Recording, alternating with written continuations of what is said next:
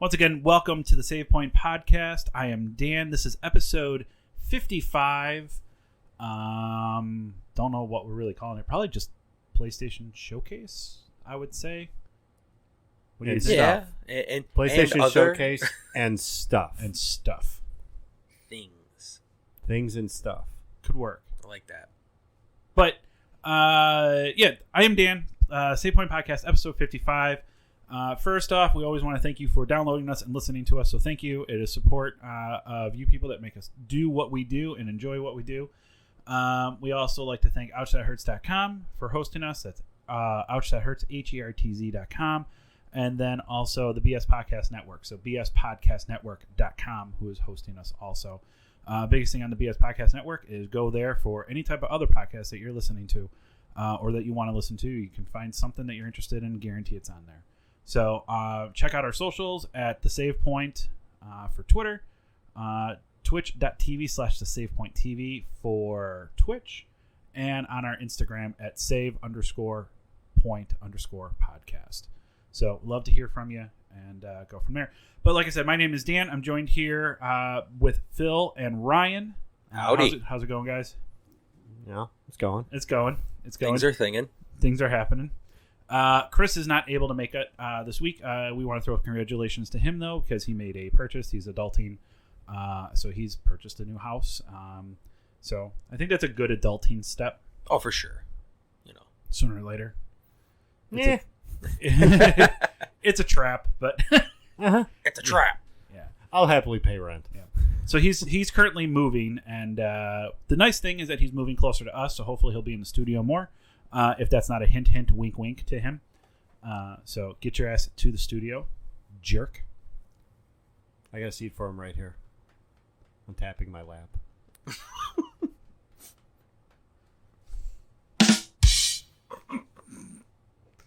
That's the new sound effect. Even though I think I've used it before. Dan is abusing it. I am abusing it. So to get into what we want to talk about today, obviously, a lot of the stuff. There's a lot of PlayStation news that has come out in the past, 2 weeks, week and a half? Week and a half-ish, yeah. Well, it all kind of came from one event. Yeah. Yeah, it actually did. Go figure. It actually did. There's a little bit of Nintendo news, if anybody's interested in this. For the Switch, one of the things that it didn't have, and I can't believe it didn't have this, I thought this was going to be like a standard thing when it released 3 years ago, was there was no Bluetooth support for headphones. You had to plug in headphones. That Really? threw me. They finally added an update that you can use Bluetooth headphones. You can put your AirPods or your Bose or whatever you have that's a wireless set of headphones. Well, Nintendo's always been kind of a little behind the other guys in those aspects. You know what I mean? Yeah, to a point, yeah. So, it's not the end of the world either. If you're playing a Switch, you're holding it in your hand anyways. What's the big deal about a little short cord running to a pair of headphones? I don't want the cord. I hate the cord. That's because you're spoiled. Back in my day, we had cords everywhere. We did have cords. Telephone everywhere. cords. Dude, I mean, you're what? 5 years older? 4? You were still around when there were cords on phones. Oh, I do. Yeah. And You were flip around. phones. Wait, how old are you? I'm 31. Shit. And you're 34, right? 36. Yeah. I just nodded like people are going to hear that. I shall be 38 at the end of next week, so. Hooray! Hooray! Yay! He's closer to 40 than we are. Yeah, I know. I'm going to get him an AARP magazine when he turns 40. There you go. So, Great. Phil, how Dan, are you? do you realize the listeners can't hear your facial expression? Although I'm sure they probably were able to. Yeah, probably. But no, I got my cousin an AARP magazine when she turned 40. Mm-hmm. I'm just shaking my head. I'm just. Hey, it's bad. I was gonna get like a fake tombstone with her name on it. On your internet could take fucking forever. Yeah. Well, see, that's the other thing though too, is that I would move it to, because I have an external which is still, it's not, that is a minor inconvenience, but it's still not as great as having just 1 terabyte in your system and just literally not having to worry about what you're downloading. Correct. And how much, because giving the shelf life of these this generation of systems, if you run out of room before that happens with 1 terabyte, you are no longer putting up rookie numbers in how much you're gaming. Yeah, no. That is a lot of games. It's a lot of games. So just to kind of run through, first off, if you are looking for an M.2, so it is an M.2 NVMe 4th generation card. You have to get a 4th generation card. Okay, it will not. And so on these cards, you have 2 different speeds. You have a read speed and a write speed. So a write speed obviously is how fast it can save it. The something going to save it. How fast it's going to save. And then you have a read speed. How fast the system is going to say, I need the data from it. How fast can you get it to me? It needs to be over 5,500 megabytes or MB. It has to be over 5,500. I mean, there's some people that say you can go less than that, and it still kind of works, but that's the minimum spec through Sony. The card that I got reads and writes at 7,000, okay, and it's a 1 terabyte, and it wasn't that bad. I actually was able to get it for about $180, so it wasn't too bad. It is a little bit, but the peace of mind knowing that I have that extra storage. That is $180. That is a lot of extra storage. How much is in this? How much is the standard storage in a 5 right now? 667 gig. Yeah, I would say $180 is worth it. Yeah. So that's really not. That's not that bad. It's not as steep as you would think for what you're getting. Yeah.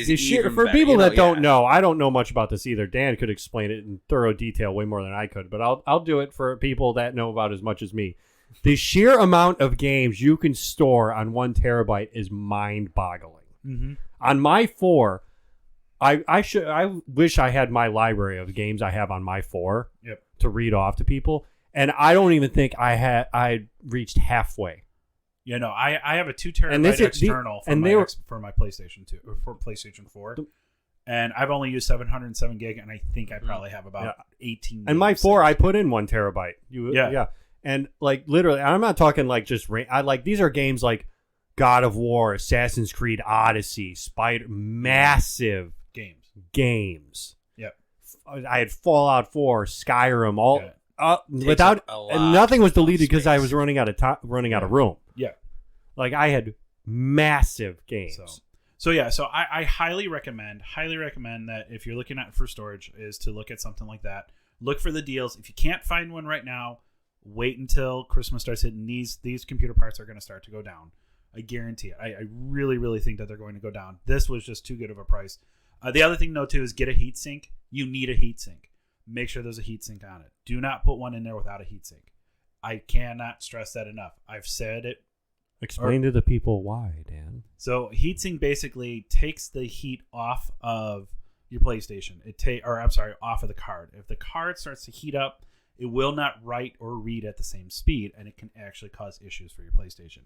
The other thing, too, that people are putting in, they're saying, so when you lift up the PlayStation, it's very, very easy, too. You take one panel off, you basically take a screw out of a little panel, and then you slide it in. It's basically, it's pretty much, it's actually even, I was going to say, it's as easy as it was with the 4, but it's actually easier to get the panel off. Yeah, to get the panel off and all of that. It's very easy to do, okay? There's a report that's going out right now that says that you can actually leave that little panel off of your NVMe if the heatsink is too tall. That is incorrect. That is 100% incorrect. The reason that you put that panel back on, okay, that little slot panel with the little screw it's the thing that goes between your storage and the panel. Correct. Yeah, it's that little cover. You need to put that on. That creates negative airflow. That creates a suction for your fans that's going to push the air out. Okay? If it doesn't, you're going to have improper ventilation, and your fans actually can mess up because they're thinking that they're not pulling the way that it should. So you can actually end up revving up your fans faster in the PlayStation. And then your PlayStation... Or your fan. There's only one. Then your PlayStation is going to brick. Yeah, like it's imperative that you put that panel back on. Put the panel back on. It's just one screw. Just put the fucking panel on. Yeah. So, very easy process to take off. Very easy process. If you do all that work and don't put that panel on, have fun with your $600 paperweight, asshole. So, but And like I said, I found a heatsink on Amazon. It was $15, and I got shipped it in one day. It's so worth it. The extra $10 to $15. Just put in heatsink for PS5, and there you'll get a whole bunch of them that pop up, and with reviews of people showing you that this actually fits inside the PlayStation. And somewhere on one of our medias, you should probably put all that information up for people. I think I'm going to. For sure. Yeah. Definitely. Specs of what they need to get. Definitely. Of what they need to get. Maybe a little how-to of how to do it. I was going to say some step-by-step action here. So, but that's really the big update that came out with this one. There's some trophy stuff. That's actually much bigger news than we're making it out to be, being able to upgrade the storage, because the storage space was like the number one thing people were like, holy shit, this is not enough. That's really the only bad thing that I had when I first got the PlayStation. That was the only negative for me too. It was like, man, the storage is going to suck. Yeah. And I'm like, and how many times did we talk about how? Because I remember on the 4, it was like there was no question. Like the second the day after you bought a 4, you could go upgrade your memory. Yeah, if you wanted to. So yeah, I was. So everyone was flabbergasted and shocked that like this is the most amount of memory I can get on this thing for right now. The nice thing though is the thing that I do like that they did was that they made it correct. So I have not seen any reports since that update has come out that it's breaking systems. Where people have added things before or whatever, and it's bricked the system. I have not seen any issues with that. So if they needed that extra time, it sucks that it took a year, but I'm happy that they took the time to make sure that it did. You could also say it only took a year. Yeah. So, they didn't delay the system for a year to get it right. It could have happened. I'm sure it could have happened a lot sooner. Difference being, it happened now, and people aren't having problems. Like I said, CD Projekt Red. Glass half full type of guy. Yep, exactly. That's me. So speaking of glass half full, basically what I'm saying is they took their time and they waited 7 days to get it, make sure everything was working. Okay. It's a joke about my. I have a fractured hand. Is what I make a joke about. I broke it I fractured my hand last Thursday and didn't go to the emergency room until today because I was like, it's just swollen and bruised. I'll put some ice on it. I was operating with a fractured hand for a week. It was not. No, it didn't hurt. Your pain threshold has to be huge. I'd say it's medium. I'm still friends with you after all these years, so obviously. I'm mostly still around because Bonnie makes it better. Yeah, my wife. Yep. That did not come out right. We're gonna edit that part out. Yeah, we're gonna edit that part out. That's going out. But the big thing that actually came out of Sony, besides the M.2 storage, is the actual PlayStation Showcase.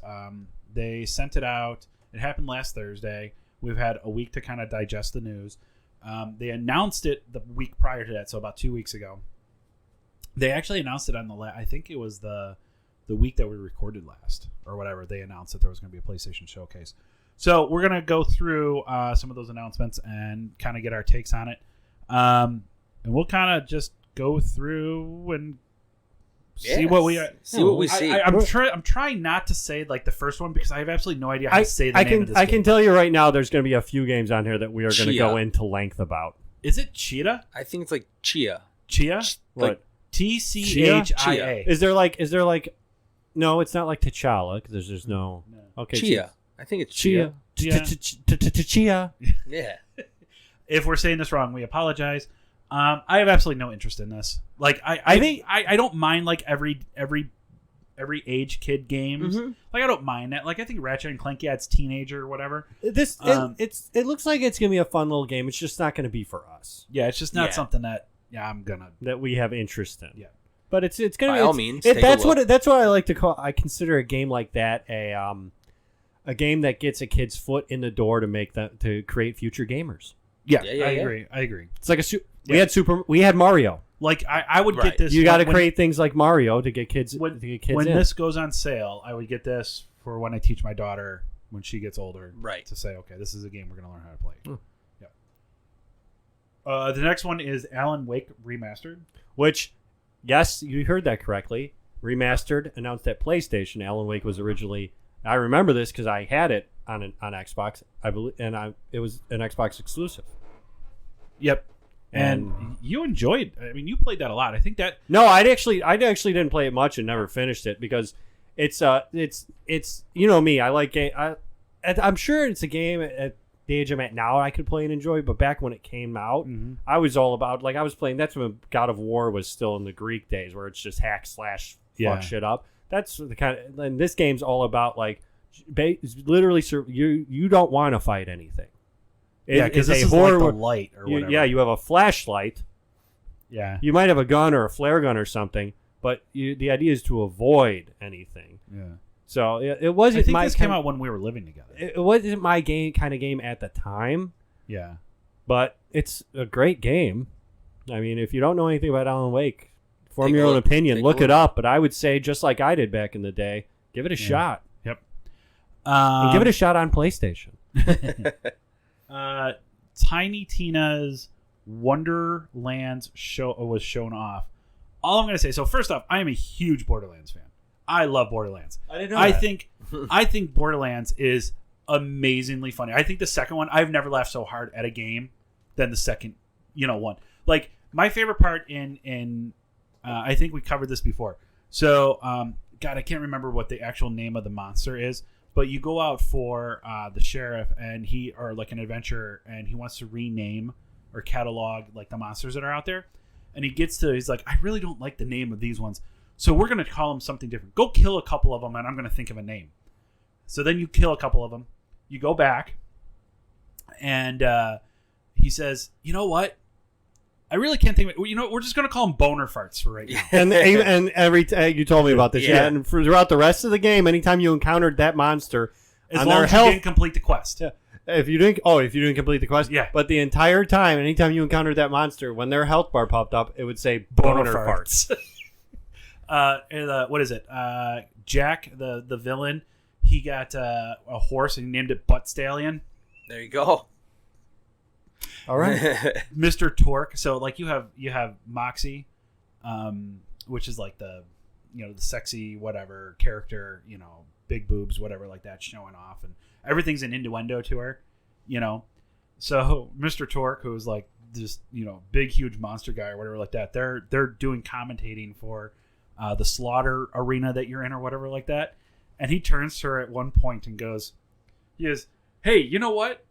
I can be like you. I can do innuendos. And look at them. They're killing each other. Blowjobs. By the way, Butt Stallions is also the name of my 80s cover band. Butt Stallions? Yes. It's true. Go check them out. But Tiny Tina was just a character in Borderlands 2 that she had, her own quest line and all of that. You actually could end up playing as her, I believe, in DLC. And she has her own offshoot game that looks amazing. Well, clearly she was popular enough to get a spinoff. Right. So This is an actual spinoff. This isn't just it's Borderlands. Think of Borderlands like Deadpool. It doesn't have to fucking make sense. Yeah, it doesn't. It doesn't. The thing is, but the funny thing is that it actually does make sense. Like if you actually watch the story, it does make sense.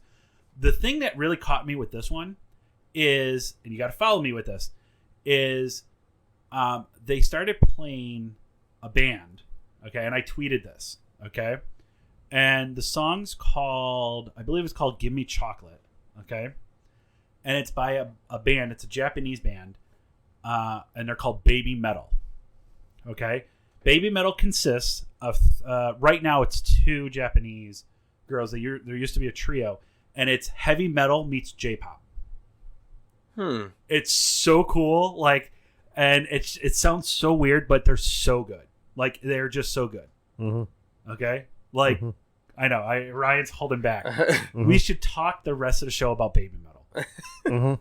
I really wish I probably could put a clip in, and I actually might. Mm-hmm. But it definitely would. So good. Mm-hmm. Like Baby Metal is so good. Mm-hmm. So moving on. Mm-hmm. Well, at least they showed off the gameplay in this game. Instead of just a teaser trailer. I feel like Jeff Goldblum's character in Jurassic Park a lot of times when footage is released for games. Is there going to be gameplay in your actual gameplay trailer? Hello? Hello? Dinosaurs at the dinosaur park? Dan, my phone. Is it behind you? Is this your phone? That's my phone. This in my hand. Give me my phone. This thing. Yes. You want me to hand you this right now? Just for that. Boner Farts? Nope. Boner Farts was the name of Phil's first band in high school. Second band. Oh. Let's see. Just for Ryan, just to piss him off. Ready? Here's going to be the clip. You're really going to play a clip into your microphone? Yes, I am. Ooh, the advanced technology we have in this office is amazing. Dan is literally holding his phone up to the microphone so you can hear this band. Yep. Hold on. Man, there's going to be a lot of editing for this episode.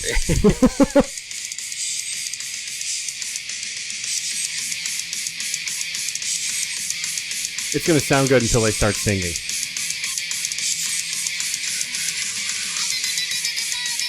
Told you.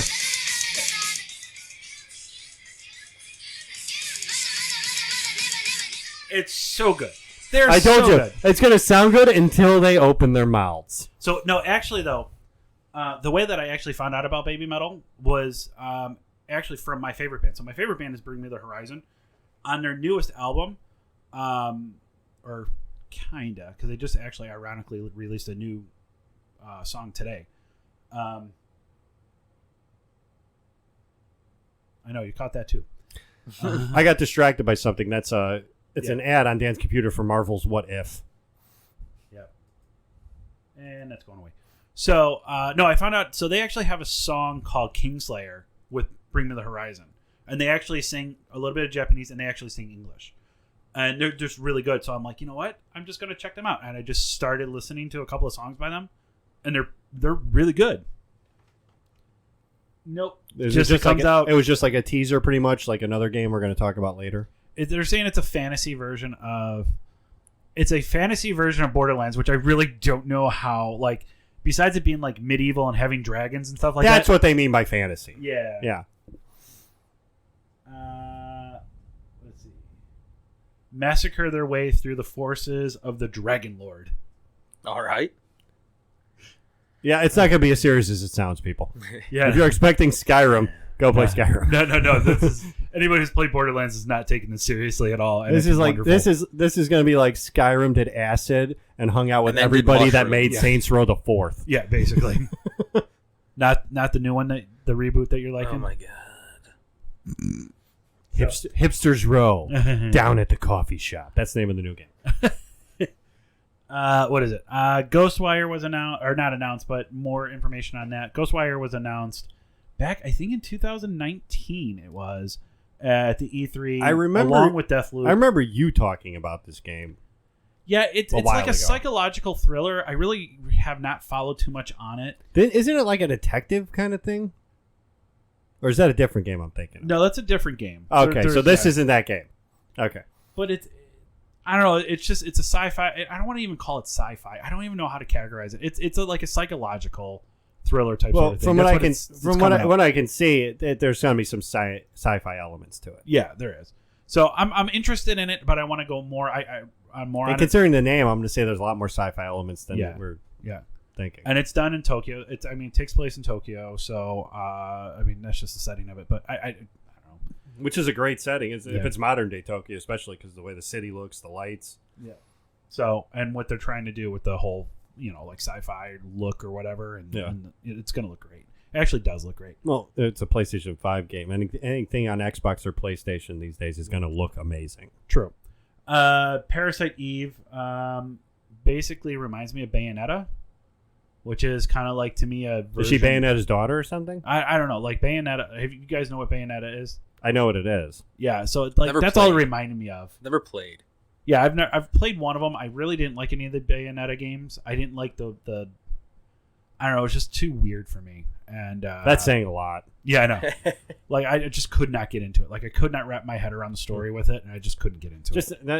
I remember seeing stuff about it. It's just not my type of game, so I never played it. Yep. Same thing with Project Eve. Look into it if you love it. Not my cup of tea. Ooh, So Uncharted, The Legacy of Thieves. So that's The Lost Legacy and more importantly, Uncharted 4. Uncharted 4 Thieves End. It's actually coming to PlayStation 5 remastered, and it's also coming to PC. Only those 2 games to verify. It's not the entire anthology. So I haven't played. I've only played part 4. It's not the entire anthology. It's just Nathan Drake's final adventure, and then the spin-off they did with the other characters. Yeah. But more importantly, it's Nathan Drake's final adventure. Yeah. That's coming. That's going to be remastered. I'm telling you right now, I'm not getting it on. What is it? I'm not getting it on PlayStation 5. I'm going to wait for the Steam Deck to come out. That would be a game that I'll buy for PC. That, boom, I can then. Hey, all the Uncharted games are fucking amazing. I fully endorse it. Well, I've never played Lost Legacy. I stand by what I said. All the Uncharted games are amazing. Got it. Gran Turismo 7 finally gets a release date. Which is not in this article. But it did. Oh, man. How did they say it gets a release date but not put it in the article? Gets the release date, but we're not going to tell you. Who wrote this article? Figure it out. Hey, they got a new release date. Did you forget something there, Chief? In the editing? When? I don't know. Gran Turismo has a release date. We don't know when it is. Gran Turismo 7. I've never been a big Gran Turismo fan.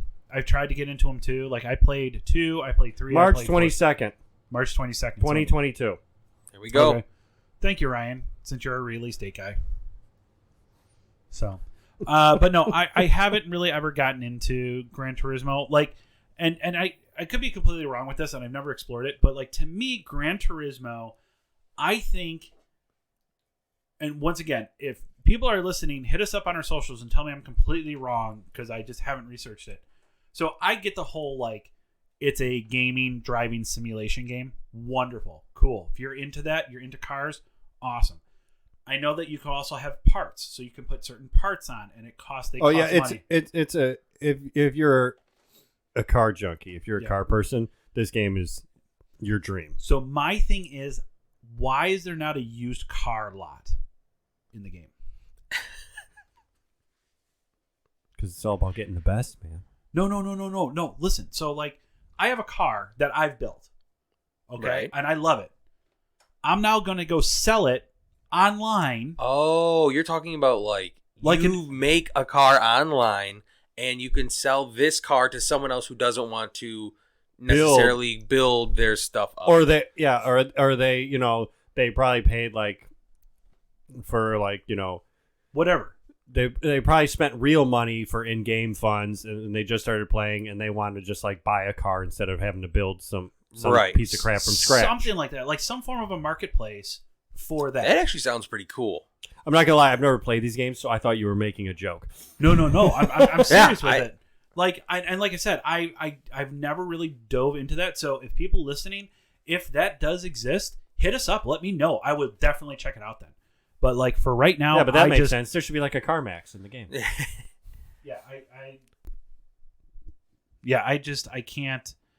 I can't put my head around something that like is just a simulation like that because that to me is boring.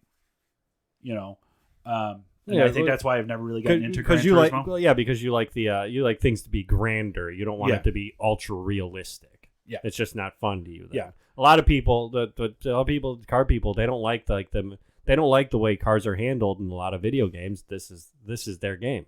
Yeah. Because they like the realism of the driving and knowing that what they're doing and how they're going to do it is not going to send them into a fucking 360 spiral. Right. So Forspoken was another trailer for Forspoken. We've talked about this game before. Forspoken was actually a demo. It was an Unreal demo that they did before like a showcase of the PlayStation 5 we're talking about. Yeah, for 5. Yeah, it was. But a lot of people, they don't even remember they saw footage from Forspoken, but that's what became Forspoken. Yeah, this used to be called Project Athea from when they first showed in the PlayStation 5. This was the footage they showed. Yeah. This is the game. Yeah. And people probably, at the time, a lot of people probably thought it was just something that was thrown together to show off the power of the 5. Well, whether or not it was, it is now an actual full-fledged game. I am all for finding more information out just because of how it looks. And it actually looks better than when you originally saw it as Project Athea. Now, what is... So I have no idea what this game... But what is it entail? Like, what is this game? So basically, you're a woman named Frey, and you get magical powers, and you put on like a bracelet or whatever, and it starts talking to you, and then you go out and you're in this completely fantastic world of monsters and magic. Yeah. I have seen this. I don't know much information. I don't know much information about the game. I just know what I've seen. Well, and that's the thing too. Like what they've shown is the speed of it. So like you jumping around and flying around, and actually still seeing graphics. Like they don't become blurred. You actually see houses and you see land and you see water. He's talking about the rendering. Like you're not seeing, you're not everything in the distance looks as good as you're approaching it when you get there. Like there's really the speed of the rendering and when things appear is just amazing. So I'm definitely keeping my eye on it. I really think that that's going to be a fun fun single player adventure that's just going to harness wonderful looking power of the PlayStation. Like it just to me looks incredible. That's definitely going to be one. That's definitely going to be one to check out. I'm dropping down to what they think is number one. So what I'm looking at is that's not number one to us though, but it's a big fucking deal. Yeah. Right now, what I'm doing, just to reference people, I'm at www.cbr.com/PlayStation Showcase 2021 game announcements. So they basically ranked them. That's their opinion. It's not necessarily our opinion, but if you want to look at the ranking or whatever, where I've gotten this, so it's cbr.com. So what they put as number one, we don't feel it's number one, but what they put as number one is Star Wars Knight of the Old Republic being remade. So this is a huge, huge deal because for Star Wars fans. Because since the original, they haven't wanted a sequel. They haven't wanted something new. They've just wanted this. Yeah, they wanted a remake of this. They wanted this. They wanted what they played, but they wanted it expanded and improved to what they think it could have been. And with the power and technology of today's systems, this game is going to give them everything they've wanted and more. Yeah. So you want to be a Jedi? Congratulations. Yeah. So there was rumors. So there's always been rumors that this was going to be remade, and then it really gained steam back in February of this year, and now it's actually announced.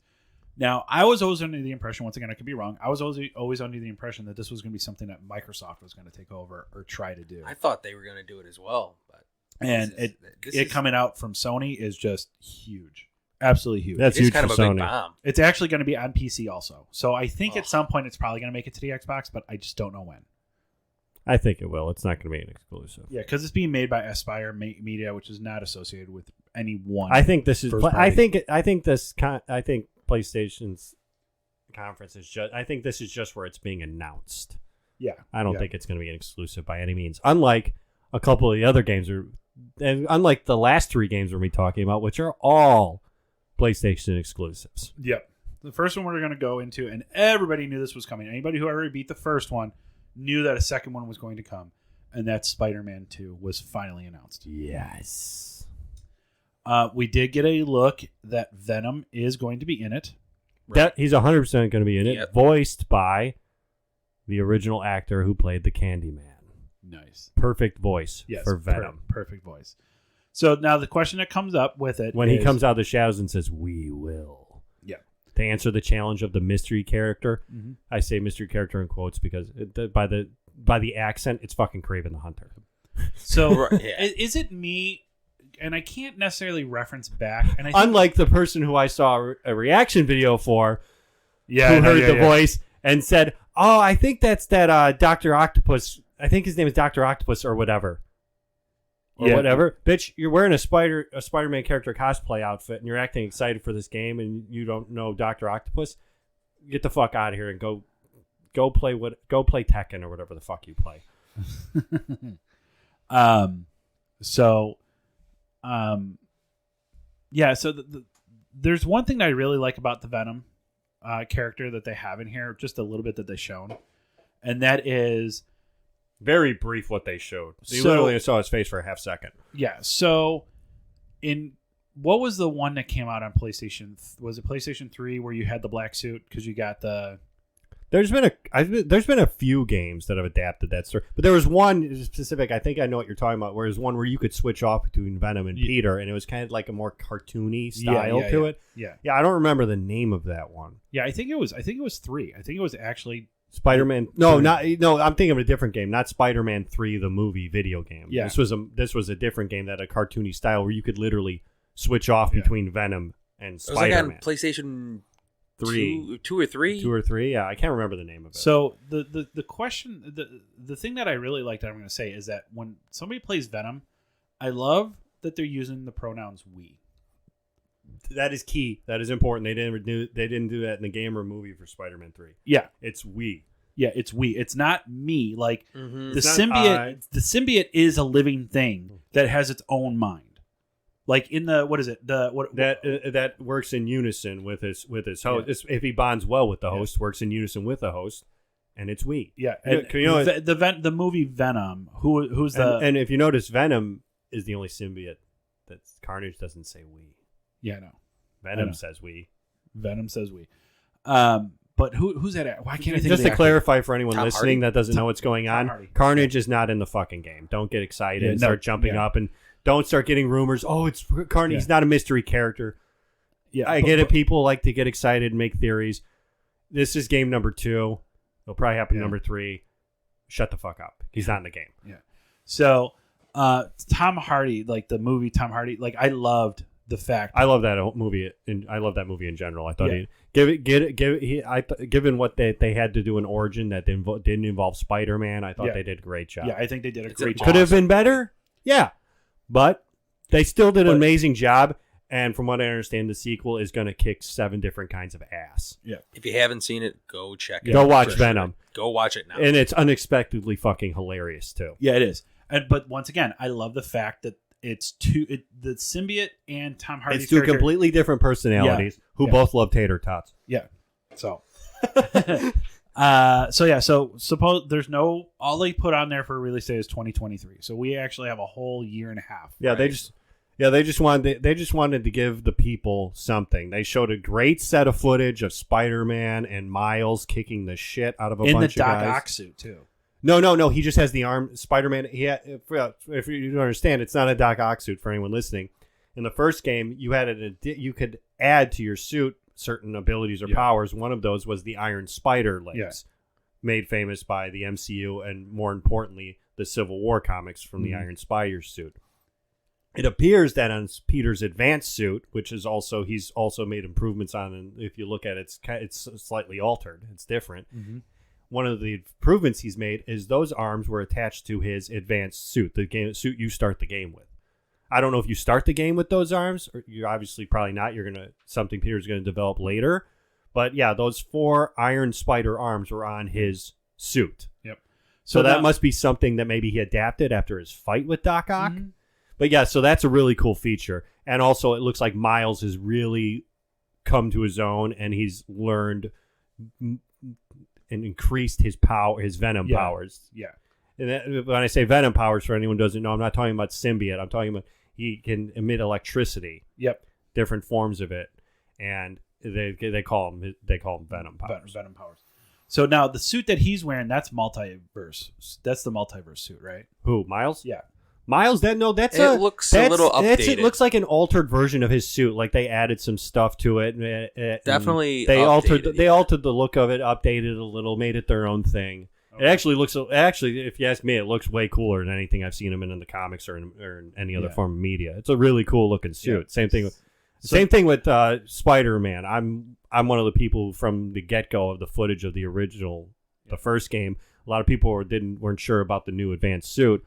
I love it with the giant white spider and everything. I think it looks great. Yeah, I think it does too. And they've really brought out in the first game, it was kind of faded, like a faded red and a faded blue. It kind of didn't. In this game, if you look, I looked at it side by side, the suit is much more Spider-Man. Yep. And it does look more advanced now. Yep. So the question I have then too also is do you, just yes or no, we don't have to get into it because I don't want to kind of get into character select, but is it co-op?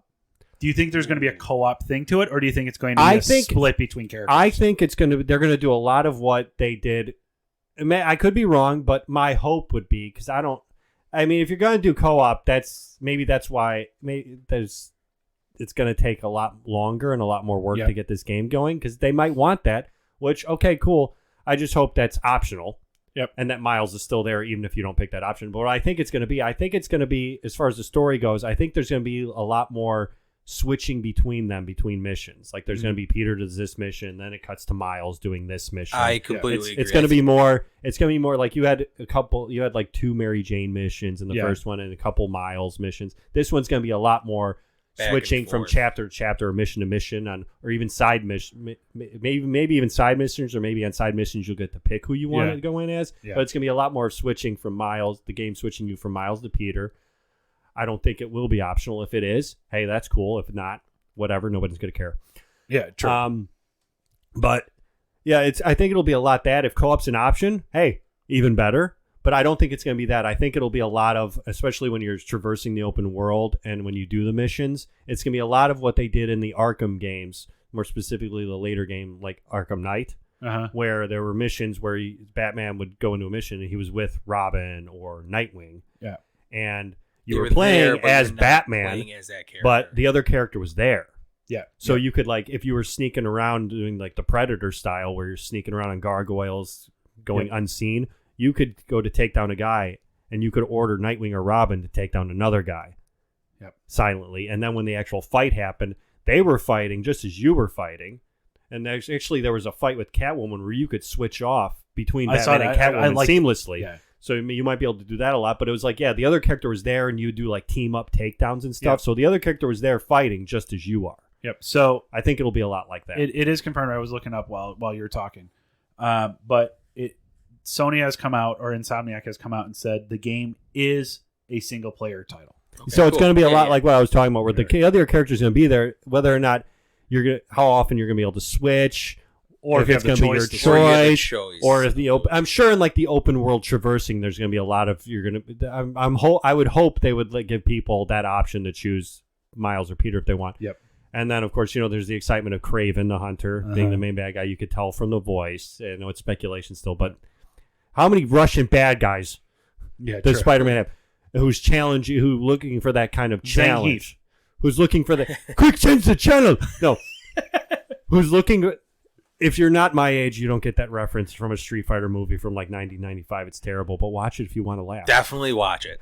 You should. So what Ryan's talking about is that if you watch it's Van Damme's Street Fighter. Jean-Claude Van Damme plays Guile. Yeah, plays Guile. And Kylie Minogue plays Cammy. Yeah.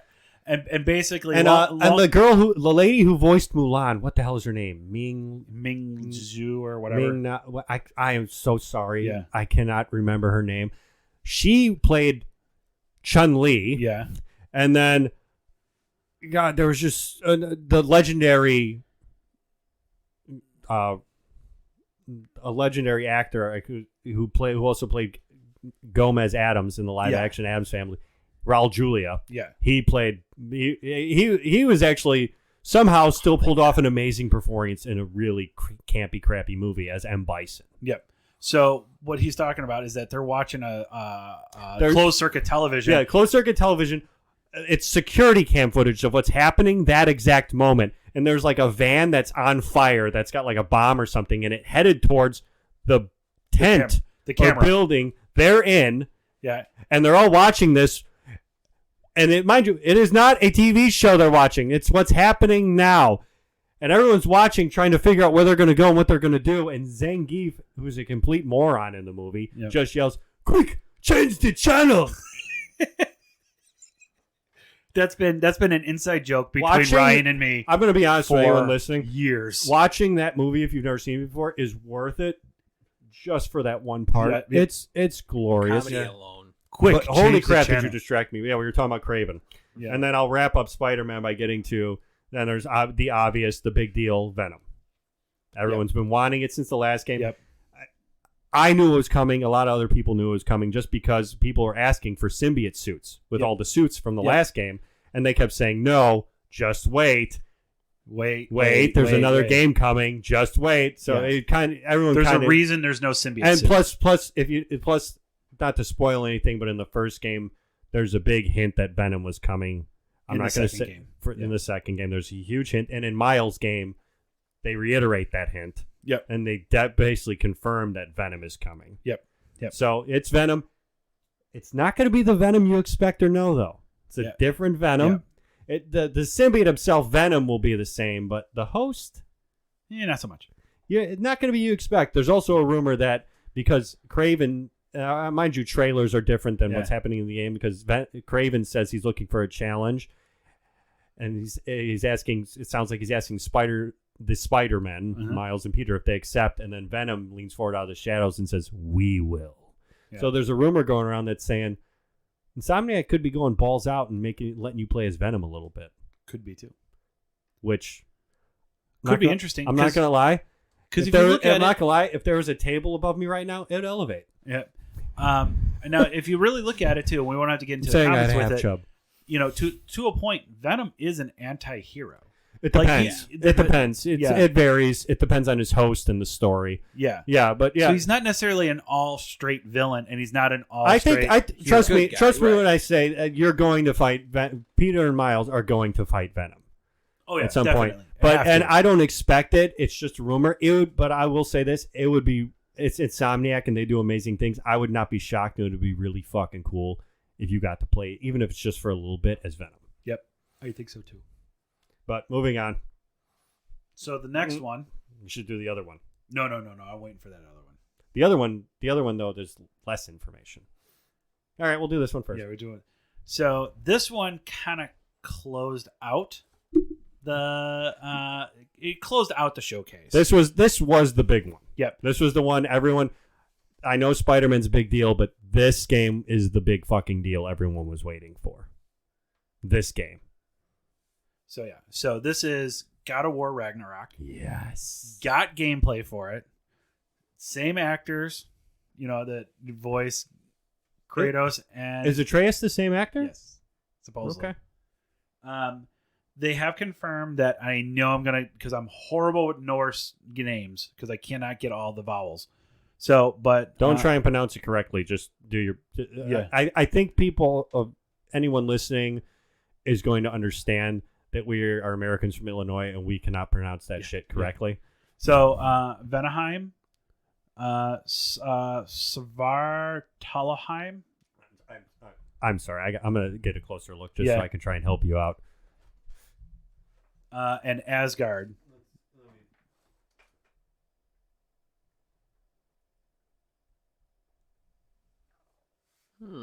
Svartalheim. Yeah, that could probably is. Vanaheim, Svartalheim, and Asgard will be available this time. Oh, yeah. So the realms. Those are the three realms that were unavailable in the first game. The only three realms that you couldn't get to in the first game. Yep. And supposedly this is the last. There's no this story arc. There is no trilogy. This is the final game in the Norse world. Yeah. Now, mind you, they didn't say it's the final God of War game. That's the interesting part. They said it's the final game in the Norse realm. Yeah. So it's going to be interesting. Please go to Egypt next. Please go to Egypt next. I'm going to tell you this right now. Was it me? And yes, okay, spoiler alert, if you haven't played this game, but I think it's okay to talk about it, because if you watch the trailer to this, you see this already, because it's on his back, okay? When you were playing this game, and he turns and he says, I made a promise I would never use these again. You're talking about the Blades of Chaos. The biggest scene the biggest chills I've ever gotten. Yeah, that's what I was just going to say. Is when he went the whole leading up to it, because he was going to the Norse version of hell, and their version of hell is not heat. It is ice cold. It is kill you frigid cold. His axe is a frost weapon, not going to be very useful, and he realizes his son is going to die. He made a promise. He has no other choice. And it's just this slow, just this epic, slow, just build-up scene leading to him going to the home, opening up the floor. And they did a great job hiding this. No one had any fucking idea this was coming. Yeah, no one. They just thought, okay, this is new God of War. The axe is the new weapon. And then out of nowhere, he pulls out those blades. And for new players this was their first God of War game, no offense, but you guys have no idea. You're talking about God of War. You'll hear people talk about the trilogy. that was an anthology of games. There were more than 3 games. There were PSP games. Yeah. There was Ascension, which a lot of people don't talk about. Yep. Which also holds the record for the most epic trailer in the history of games. But like these, for anyone who's been playing since the first game, this was like a spine-tingling, just goosebumps moment when Kratos pulls out those blades of chaos. I threw my controller and I jumped. I thought I broke the fucking controller. I was so excited. So I had 2 emotions run through me. Okay.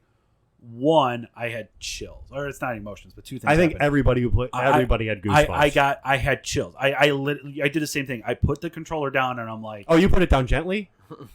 I mean, I put it down on my lap and I let go, and I didn't realize that I was staring at him with the blades of chaos for a good minute and a half. This is after the gameplay started again. Yes, you're just staring at Kratos with Leviathan on his back. Yeah, and in the most unexpected surprise moment I've experienced. And you realize what the pose was too when he walked out the door. You realize what the pose was. That was from the first game. The title, like the cover art, where he's bent over and he's got both blades out. Mm-hmm. That's that reference. He went into that pose, and he went from that pose into the most well-known pose where he's standing straight up. Yeah, with the blades in each hand. Yeah, and it was just so the second one that went through. I know. Yes, if you have seen the trailer, obviously it's not a secret this time. They didn't. If you don't have the blades right away in this game, they didn't keep it a secret this time because they had them in the fucking trailer. Yeah, the gameplay trailer did have the blades of chaos. So obviously, if you don't start off with, I don't see why you wouldn't start off with them though. Yeah, you have them because you have them. Mm-hmm. The second thing, and you got to follow me on this one, was extreme sadness. Knowing that everything, obviously you don't know because there's a huge gap. You don't know what happened between when he, at the end of God of War 3, when he finally came to peace with what he had done. Yeah. If you don't know the original God of War story, he basically waged war against the entire Greek mythology of gods because the God of War tricked him into murdering his own wife and daughter. Yep. So he fucking killed everyone. And you realize that and his own father, which is Zeus. Well, and that's the thing, is that you realize that anytime he touches the blades of chaos, just everything gets messed up. Like nothing works. His life ended with the blades of chaos when he was still alive. Yeah. So the fact that for him to go save his son, anyone that's confused about that, he died several times in those games. Yeah. So his life was ruined the day he touched those blades of chaos. So now he has to go back to save his son, where at the beginning of the game he's already lost his wife. Originally, the blades the blades represented the beginning of the end for him in the original games. Yes, they were the weapons he used when he killed when he was tricked into murdering his wife and daughter, and they were the weapons he used to basically end a world, so to speak. To end Greek mythology, he was their Ragnarok. I would say. So now, in order to save his own son, and he's trying to avoid running into the same situation. They're already in some shit with some of the gods in the Norse world. He has to pull basically his god-killing weapons out. Yep. So the third kind of emotion that I felt was, I felt fear, like something bad is going to happen. Like there has to be something bad. Well, we didn't know where the story was going at that point, and I honestly thought something was going to happen and Atreus was going to die and he was going to go fucking apeshit again. Yeah, that's what I thought was going to happen. I thought something was going to happen. It was just going to be filled with rage, and it was just going to be. So it was just going to be old school Kratos fucking going wreck shop on the Norse mythology. So they also did something really cool too, and it's not on this website, but you can look it up. So did you catch the other thing about Atreus? So remember what his real name is. Yeah. It's his real name is Atreus, but the giants, the frost giants, Jotunheim, they've referred to him by a different name. Yeah, which is Loki. We're gonna say it's Loki. Yeah, Loki. They say it in the fucking trailer. Yeah, so it's Loki. He is Loki, the father of the world serpent, the father of Fenrir, the cause. Him and his wife create the monsters that end Norse mythology, cause Ragnarok. Yeah. So, but did you catch when he was walking up with the deer on his back. Yeah, the horns. Oh, The horns that came out in the silhouette. Yeah. I don't think that was like intentional. To be I like think it was. I think it's 100% it intentional. definitely was. I think people are misreading. I think the actual purpose of that scene, because the deer was off to the side, the horns weren't by his head. The actual purpose of that scene was supposed to be a mirror of the opening scene of the first game. If you remember the opening scene of the first game, Atreus was the one covered in light from, I think it was candles from his mother's, where his mother was going to be buried, or they were going to do their burning. They do. He was covered in light. Yep. And he was innocent, and he was playing. He was covered in light, and Kratos is the one who came out of the shadows in that famous scene that everyone would ape shit about when the game was first introduced. This is a mirror of what's going on and how things have altered. Kratos is now one in the light, making arrows for his son. Atreus is the one coming out of the darkness and shadows. And if you remember in the first game, he was in tears about the idea of killing an animal. Yeah. And now he's just, with no emotion at all, just carries it and drops the fucking thing on the ground like it's nothing. Yeah, there's going to be a lot of underlining, really stunning moments in this game. But I think I analyzed this trailer front to back. Yeah. This is not going to end well. No, I don't think so. This is not. Will they stop? That the creators said, yeah, we called it Ragnarok. We're not Ragnarok. We're not going to have Ragnarok fucking happen in a game we called Ragnarok.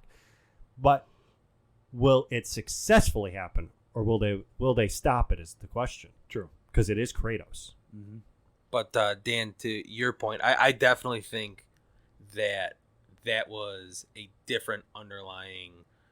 So like, Searcher is like the monster that actually like destroys everything. Yeah. And it looks just like the silhouette of like just the horns that look just like Surtur is involved in Ragnarok. So like that's most that's people, what I think it was. For anybody who doesn't, I want to remind people this is not the MCU. So when you think Surtur, it's not what you saw in the Ragnarok movie. This is not what you're thinking. Just like a lot of people are complaining about the design of Thor, it's not Chris Hemsworth. Right? Yeah, but that's the thing, he's accurate to the description from Norse mythology. Yeah, and if you remember, even Mimir in the first game called him a fat dauber. Yeah. So that's why I like. But we'll get to Thor. I love Corey Barlog, who is the director of it. No, he's involved with the game, but the actual guy directing Ragnarok is a different guy. They've always switched directors when God of War games. Really? Mm-hmm. Yeah, there's a different guy that they decided. As Corey said, it's exhausting. When you're done with one of these games, it's exhausting. So they switch who's in charge. They switch the directors. He's involved, but he's not directly the director. You're right. Eric Williams is the director. Mm-hmm. There you go. The producer is Corey Barlog. Eric Williams is the one who's made the statement. Look, we're not going to not have Ragnarok happen in a game that's called fucking Ragnarok. Yeah.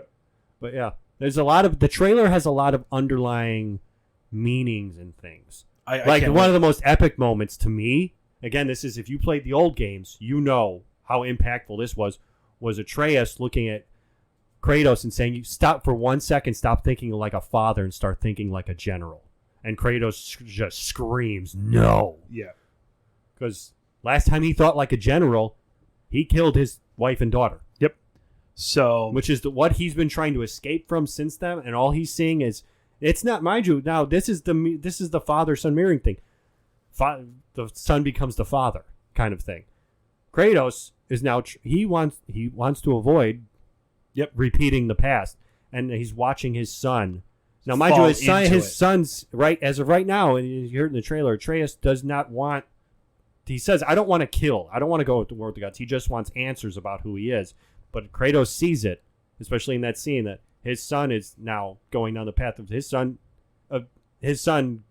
doing what he did. This happening again. Yep. Where he takes down an entire mythos. Yep. Which it's going to be an exciting game because they said it's the end. So you know from the first game, you know you're going to see Thor. You're going to end up fighting, going toe to toe with Thor, which is Thor versus Kratos is an epic fucking battle. It's a dream match. Absolutely, I agree. And then because it's the last game, Odin. Oh, Odin has to pop down. You saw from the trailers, Freya has gotten the ability. Remember in the first game, Odin put a curse on her. Yeah. She couldn't defend herself no matter who was trying. She couldn't even defend herself in a fight. She was not allowed.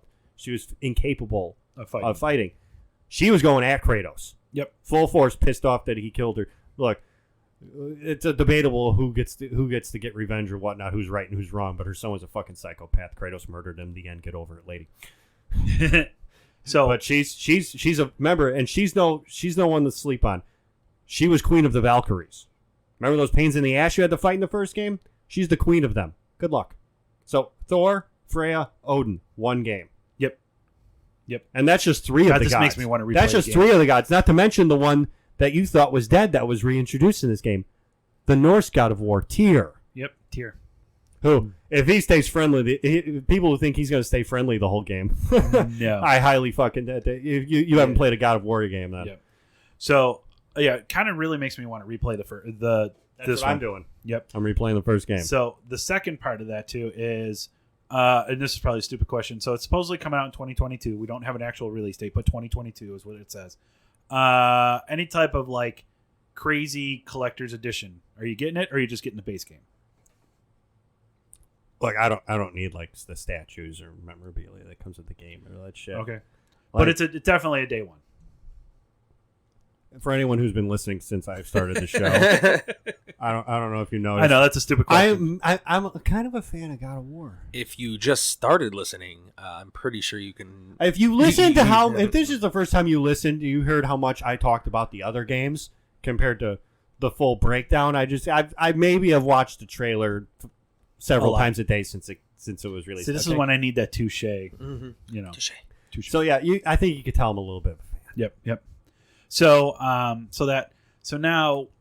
that closed out the showcase, and I thought I'm just that's really how you excited. end the show. Yeah, that's how you end the show. But what we're getting to next was the surprise of the century, and it's the reason we're leaving it for last is because just like the Blades of Chaos, nobody fucking you talk about keeping something close to the vest. Oh, nobody saw that. Even when the trailer started, nobody saw it coming. They didn't see it coming till the last split second of the trailer.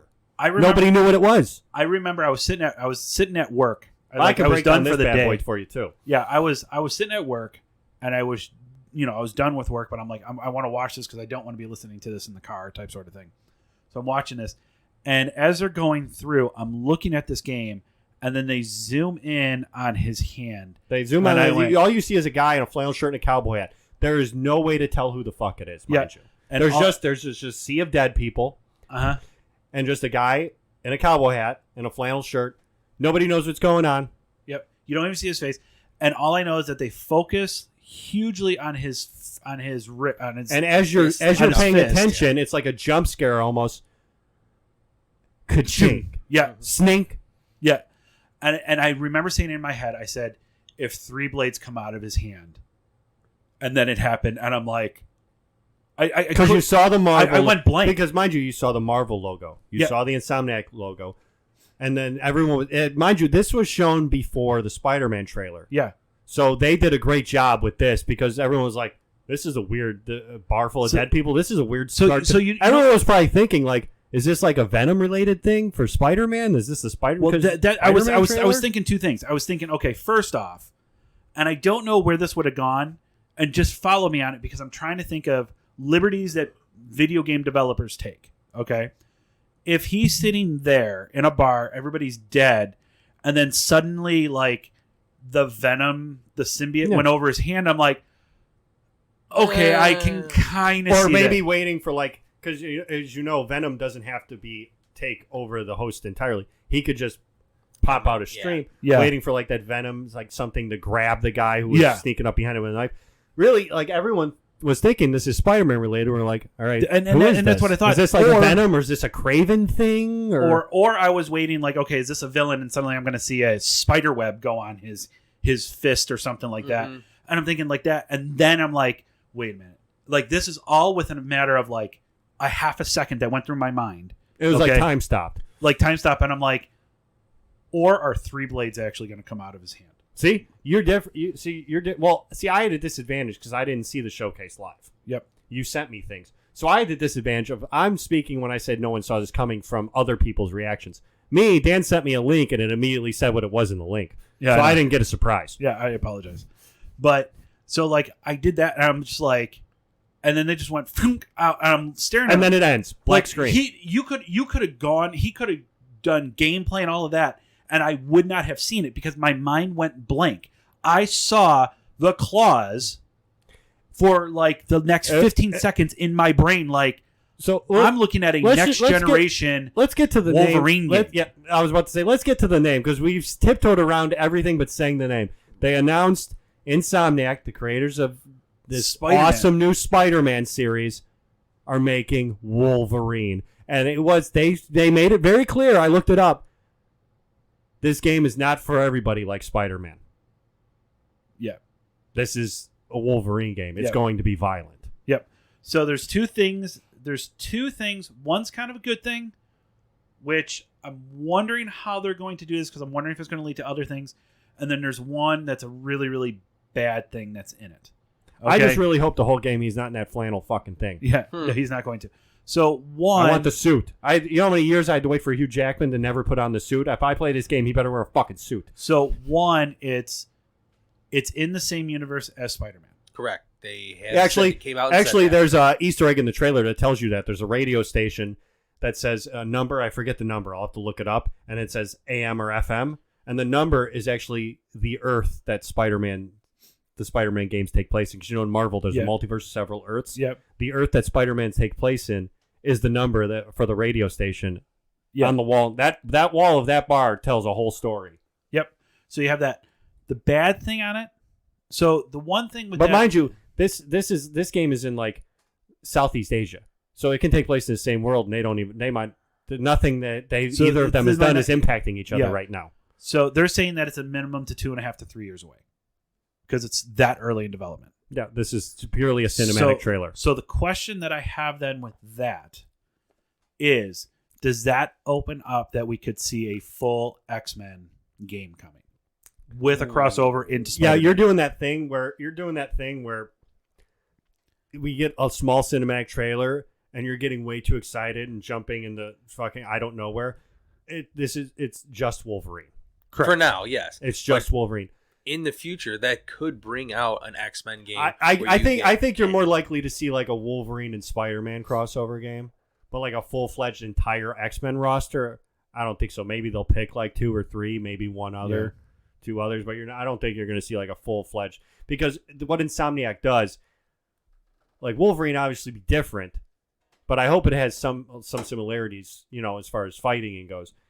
Having a full-fledged roster, it could take away. Yeah, it could. So once again, that's just further off. Right now, all they're saying is 2.5 to 3 years away, minimum.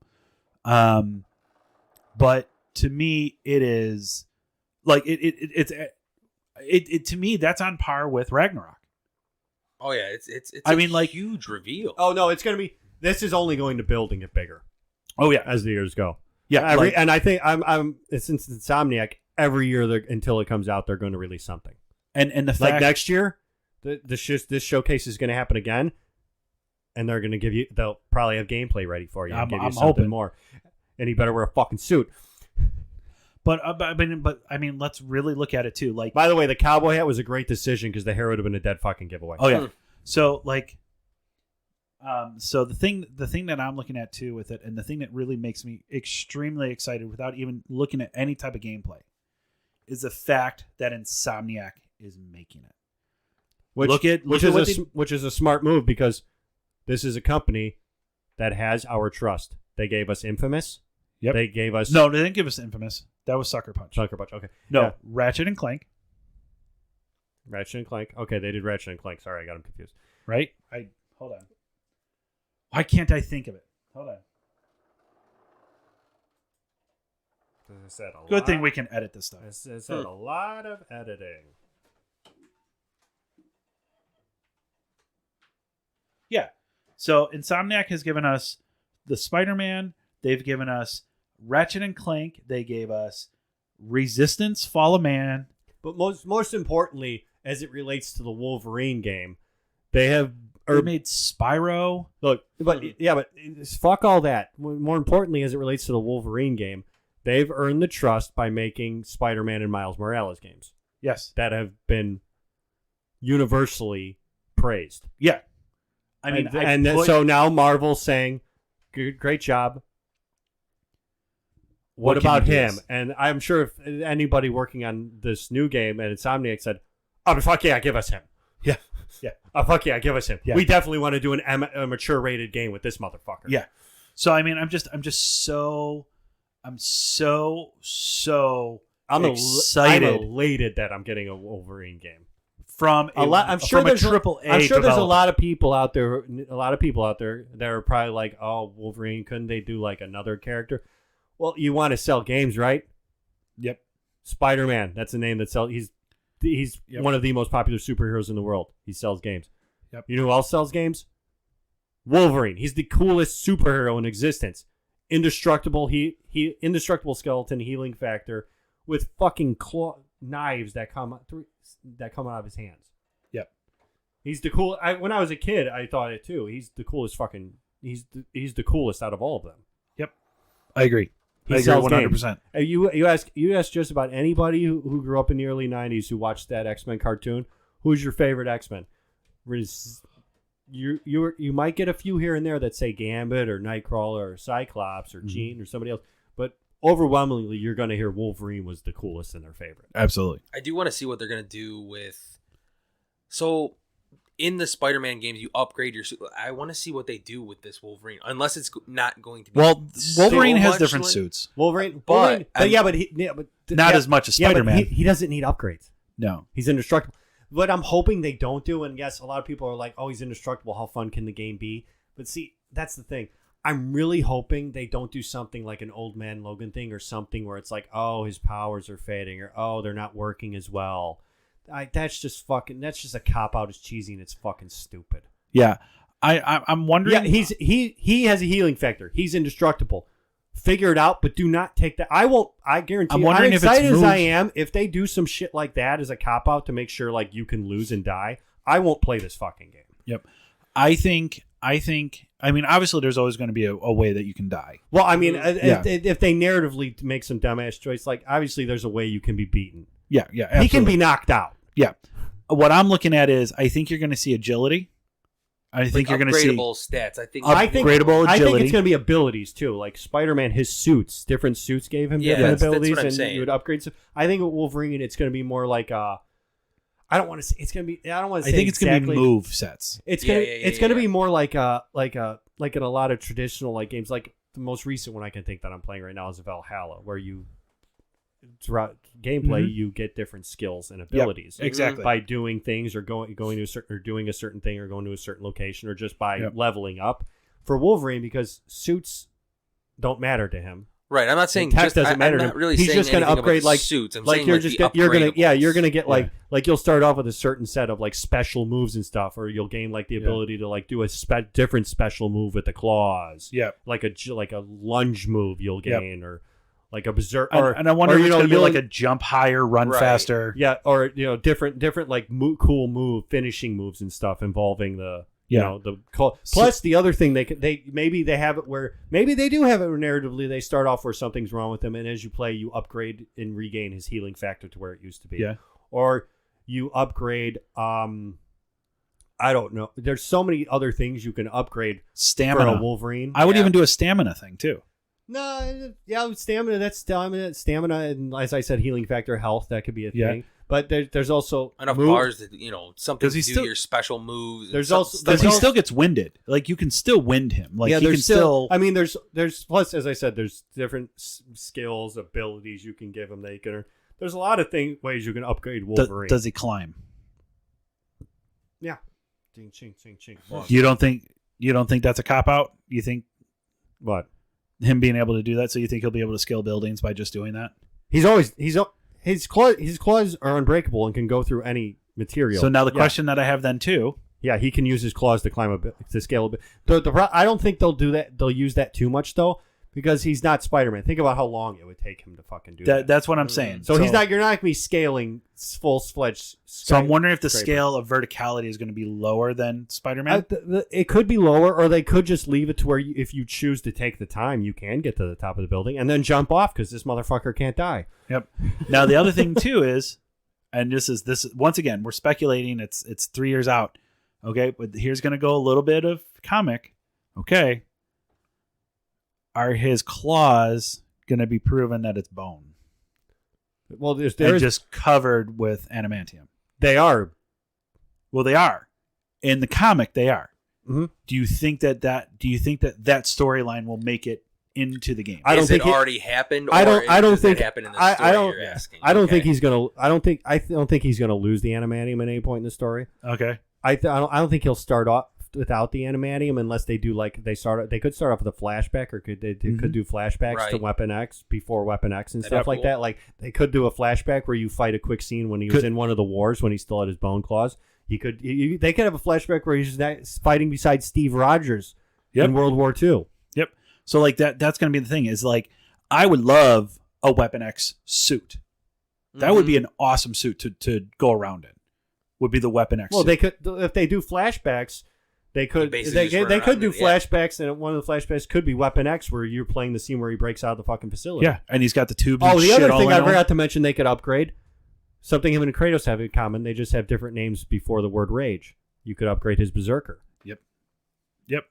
The length of time and the amount of damage you do when you're in Berserker rage. That is a huge part of Wolverine, is when he loses his fucking shit. I cannot wait for us to be able to talk more about this game. Oh, I could still talk about it. If you freeze frame the scene where his back is, where you're behind his back and you're looking at the bar, there is Easter eggs all over that motherfucker. They tell you where he is. Yep. It tells you from the bar. They are at a famous bar, Princess Bar, that is infamous for Marvel Comics. The owner of the bar is a Wolverine villain.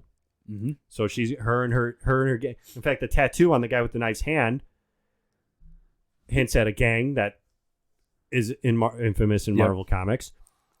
There's a lot of Easter eggs. So the most important Easter egg on that wall to me, though, is there's a license plate in the corner, and it says HLK 181.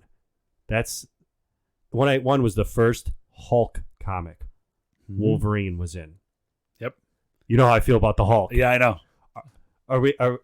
Please, if they go flashback route, I'm really crossing my fingers that they go to the Hulk versus Wolverine fight scene happens.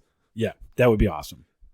That's one thing. That's where I was kind of hinting to. Are we going to see more X-Men? Hulk's not an X-Men. Oh, that's true.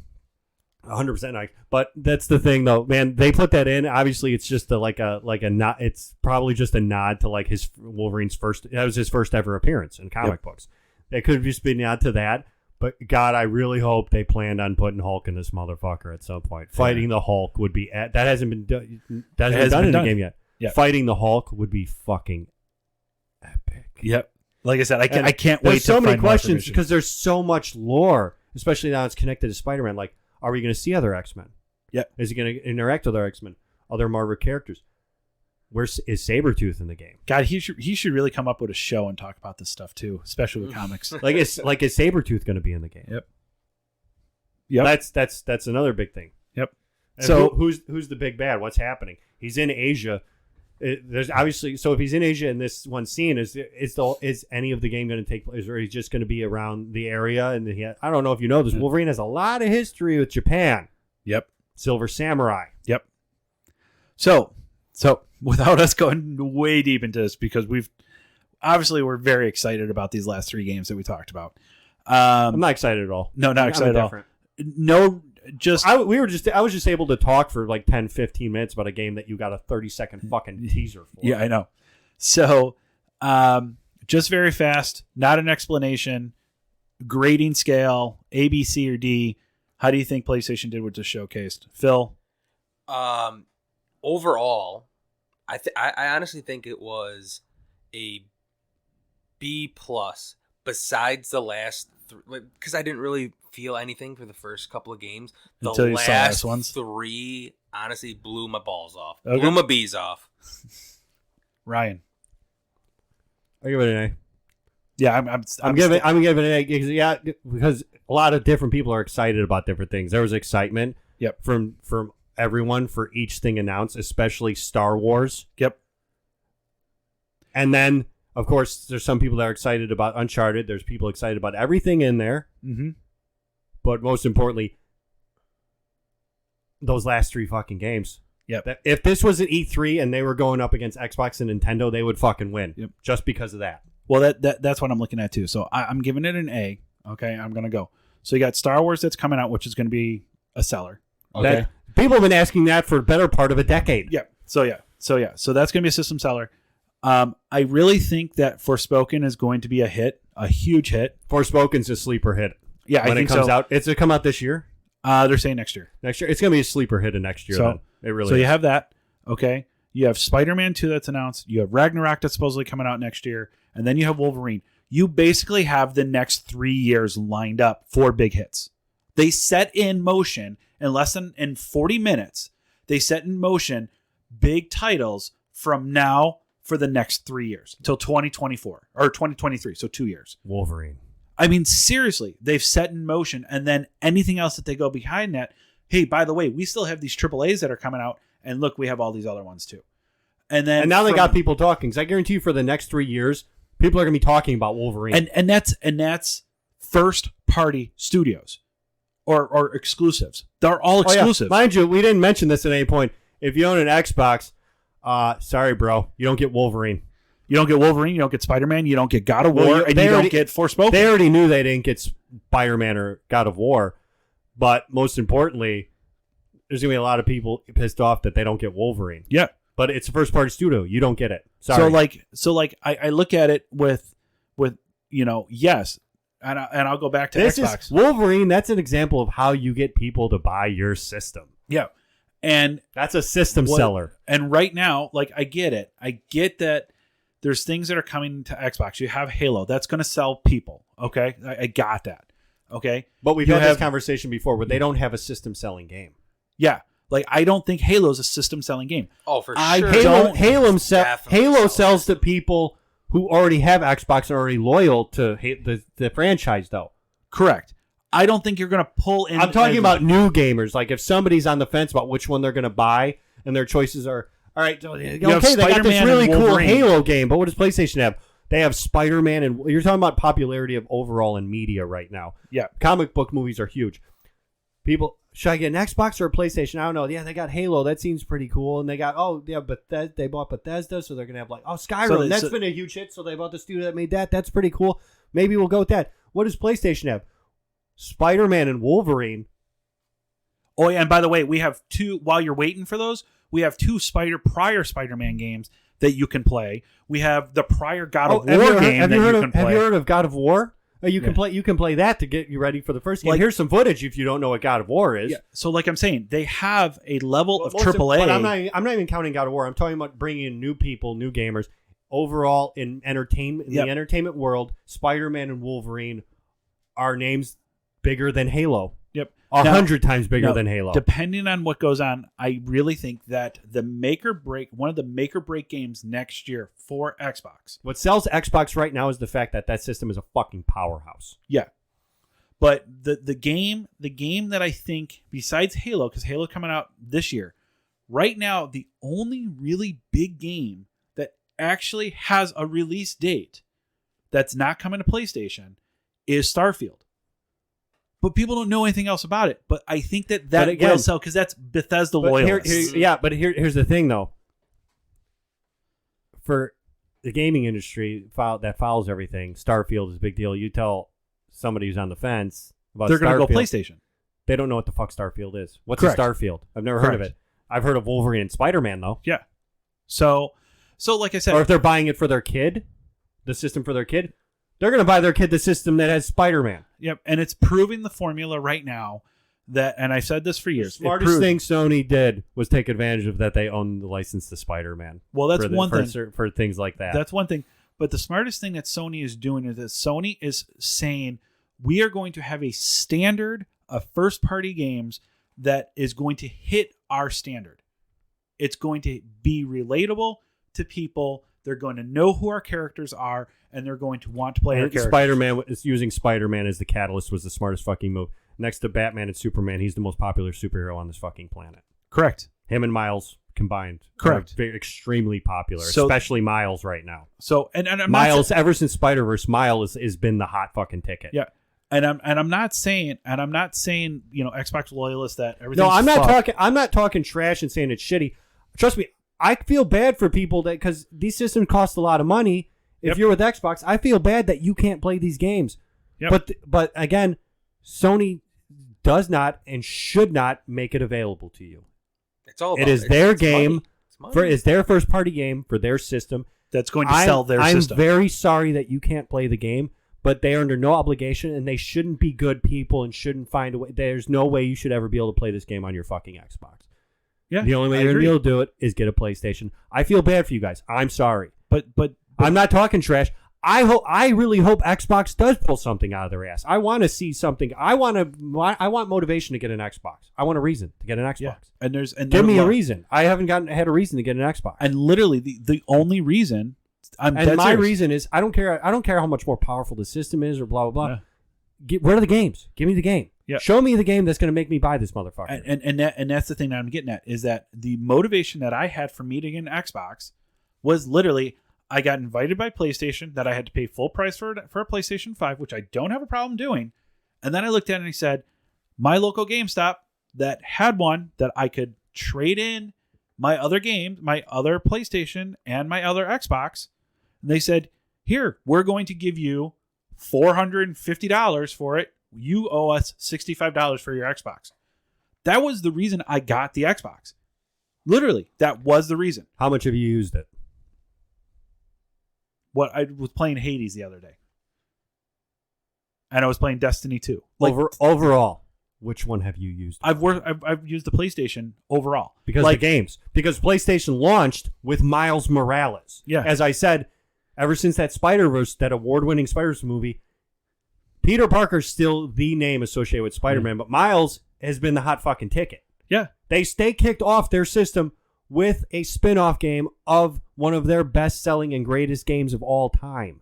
Yeah. Spider-Man. And then they've delivered consistently on other games. And I'll take, for example, I know you haven't played it, but it's a great game, is Ratchet and Clank. It is a masterpiece. Those games. Oh, I've heard nothing. I hear and read nothing but good thing. But 10 out of 10s, crazy positive feedback. Like even what I picked up with Deathloop. I picked up Deathloop this week, and it's getting 10s out of 10s, and the game's actually incredible. We were showing it before. Is Deathloop PlayStation exclusive? Yeah, it's PlayStation exclusive. And PC, PC also. It does. Well, system wise, PC's PC, but system wise, they're saying it's time exclusive. So supposedly it's coming to Xbox. But like I said, once again, but if you were making the choice right now and Deathloop was something you're interested in, it's not available on Xbox. Yeah, it's not even announced for Xbox. So like I said, I'm not saying that Xbox is a bad system. We're not saying that don't buy an Xbox. What we're saying is that the tide on this could turn. You would think with the Bethesda purchase. But Skyrim, we only know that it's going to happen sometime after Starfield, which I could be dead by the time this next Skyrim comes out. And Starfield, we don't even know when that's coming out. No, that's coming out 11/11. 11/11 of 2022. As of right now. As of right now. But that's over a year away. And by the way, that's a hefty thing to say. And by the way, here's the thing that bothers me about that. That's over a year away. Wolverine is 3 years away, right? Yeah. We've seen as much about Starfield as we've seen about Wolverine. Correct. And Starfield was announced in 2019 and 2018. When a game is a year away, you see gameplay at that point. Yeah. Where's the gameplay? There's none. I think Bethesda's pulling CD Projekt Red and they're getting too fucking cocky. I don't think they're getting too And cocky. I'm not talking about the developers. I'm talking about the suits. I never blame the developers. I blame the suits, the guys who decide this game needs to come out then. I want to clarify this. Whenever I trash talk CD Projekt Red, I'm not talking about the people on the ground making the fucking games. Yep. This is not their fault. These are the suits that are running their mouths without checking with the people who are actually doing the fucking work. Yep. It's the suits that are going to cause the problem. And I think the suits at Bethesda are going to. It sounds like they're getting too cocky. You're just trying to make money off name alone at this point. Yep. You have to show footage for your game that's coming out for a year. Yep. We see I want to look up the Starfield teaser and look up the Wolverine teaser and see the difference in length and what they show, because Wolverine also fucking showed more, I think. No. Starfield actually has what it looks like gameplay, but no gameplay. Like the trailer that they rendered was in-game footage, but that's it. Gameplay. But it wasn't. It gameplay. doesn't say gameplay. It said in-game footage. It didn't say gameplay. but it's what it looks like when you play the game. But there's no UI, there's no somebody actually doing something. It literally is them just starting up a rocket, and this is it, and then it goes away. So it's really not. I would call it another teaser, but But again, that's one game from one developer. Yeah, it's and you're gonna sell your Halos, you're gonna sell your Fable, you're gonna sell your Forzas. I get that. I know it's hard. It's a bad decision a lot of times to drag a series on, and I've never been a fan of this series. But I really think Xbox needs to pull fucking Gears of War out of their ass or something. Well, that's the thing. They have 5, and it's been a flop. 4 was a flop. They need something, man. They need something. They need to take a risk. I don't agree with they need something. Halo not selling systems. I think if you are going to play Halo, you're going to buy the newest system, and you have to, because this one isn't going to be backwards compatible. So this system, I mean, Halo alone, yes, Spider-Man and Wolverine are huge names, but people are giddy for this new Halo game. Not to say that they're not for Spider-Man or Wolverine, but people are getting this system for this game alone. They don't want to play anything else. This is what I want. The question I have for you, though, I get that, but do you think that the early adopters of the Xbox right now are already the high early adopters of Halo, or do you think it's going to pull more people in? I get what Ryan's saying. What Dan is saying, that the people that have already bought the Xbox, there are the people you're talking about, the ones who bought an Xbox anticipating that Halo will happen eventually. Correct, and that's what's going on. What I'm saying is that if Halo did sell systems, but they already sold the systems to those people. That's what I'm saying is that, do I see the draw of if I'm put in front of me, and let's say that availability is not an issue. I know that that's a big thing right now. Right. But let's say availability and money are not an issue. Yeah. Okay. And I'm looking at it and I'm saying, I have Xbox and Halo Infinite, and I have PlayStation 5 and Spider-Man 2.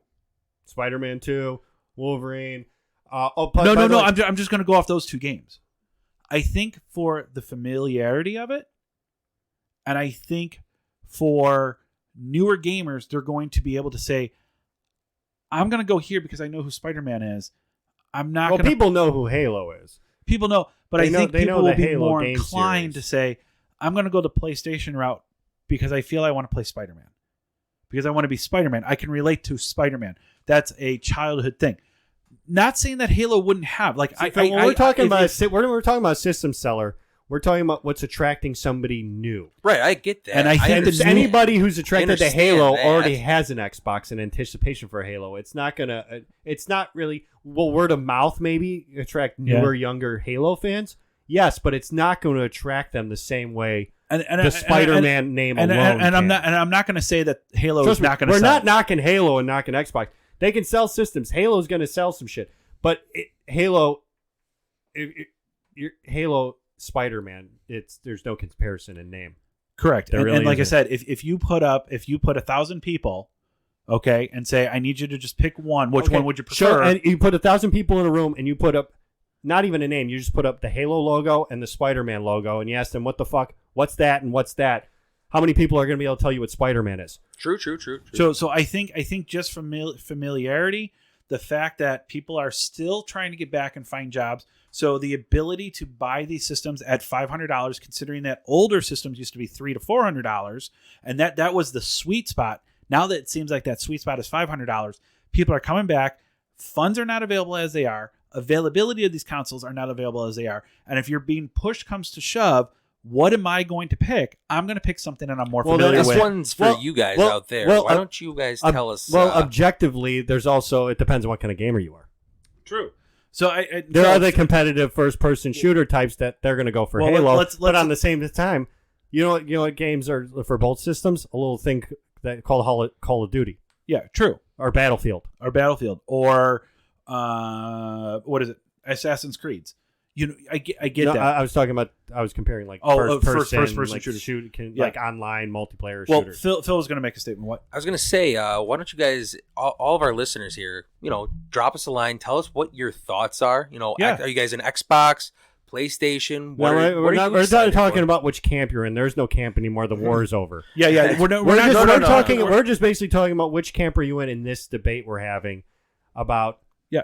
Is Halo a system seller to something that can bring in new gamers compared to the power of what Spider-Man can bring in? Yep.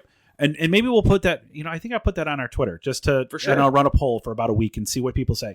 But I really like that question. And it's not a fanboy thing. We don't want to make this a fanboy thing. No, as I stated earlier, I really want Xbox to give me a reason to buy the system. I don't not want an Xbox. I just don't see a reason to. You just don't have a reason to buy it. And the games are the reason for your system. Yep. So you can tell me all the bells and whistles your system has. I got to give me the games. So this is a great debate, but we have to get to our last step. We have to get to our last thing so we can close out this episode. So we're going to do one. We're just going to do one this time. We have to do the Donkey Awards. Okay? So we're going to give one. Okay? Ryan, do you have one? Donkey Award? Yeah, we don't. Now, if everybody doesn't have one, that's fine. Okay, but do you have one? We have to at least give out one award. My Donkey Award, my vote for the Donkey Award, goes to my love-hate relationship with Ubisoft. Ubisoft, is that how you say it? Yep. Just because of what I've experienced with them with Assassin's Creed Valhalla and Ghost Recon Breakpoint, most recently Valhalla. It's just the constant, hey, look at all this cool shit we added. Yeah, but look at all the shit that's been going on for like 3 months that you haven't fixed. There's things in that game that you still can't access. Weren't you talking about something earlier? Yeah. There's a weapon in the game that you complete. This is the main story. This isn't like a weapon that was added. This has been in the base game that because of an update they added months ago, it screwed something up where if you're at a certain point and you started this new thing they added and you didn't have that weapon, you hadn't completed the missions for that weapon yet. When you go to get the weapon, when you finally do, after you can't get it. You'd have to start a new game to be able to get this weapon. And they still haven't fixed it. That's horrible. Yeah. And then there's a reward for like a community challenge that was, again, because it was supposed to give you another weapon, and nothing was counting and nobody was able to get the weapon. Like there's glitches like Ivor teleporting, like randomly. Like you'll run through a door and all of a sudden you'll end up somewhere else, or you go to aim your bow at a guy and the bow will be facing down facing the ground. There's like all these things that it's great. I'm so happy you guys are supporting Valhalla and you're updating it and adding all this cool shit, but can you fix these? That's why I give I hate to do it because I play so many other games, but I gotta give them the Donkey Award just because, dude, as much as we appreciate all this shit being added, please fix the shit we've been asking you to fix for like 3-4 months. Yep. Ready? Oh yeah. For sure. So my Donkey Award, if you guys choose to accept it, is and I saw this with Deathloop. Now I picked up Deathloop. I've been really looking forward to it. I am really enjoying it for right now. For what it is, I'm very, very much enjoying it. Now, it's made by Arcane Studios, who made Dishonored and Prey. Now, Dishonored is a sneak around, teleport, blah, blah, blah game. You want to sneak. Yeah, Deathloop is not this. Yeah, Dishonored is it's a stealth game. It was like a really cool, styled first-person stealth game. Yeah, it was. So it was really good. So they got style, this developer. I can see from this game too. They're good with stylizing their games like artistically. Yeah. And I'm all for people who dislike a game and all of that, and I don't think that the name of the developer should influence the score of the game. Right. If the game's a bad game, say it's a bad game.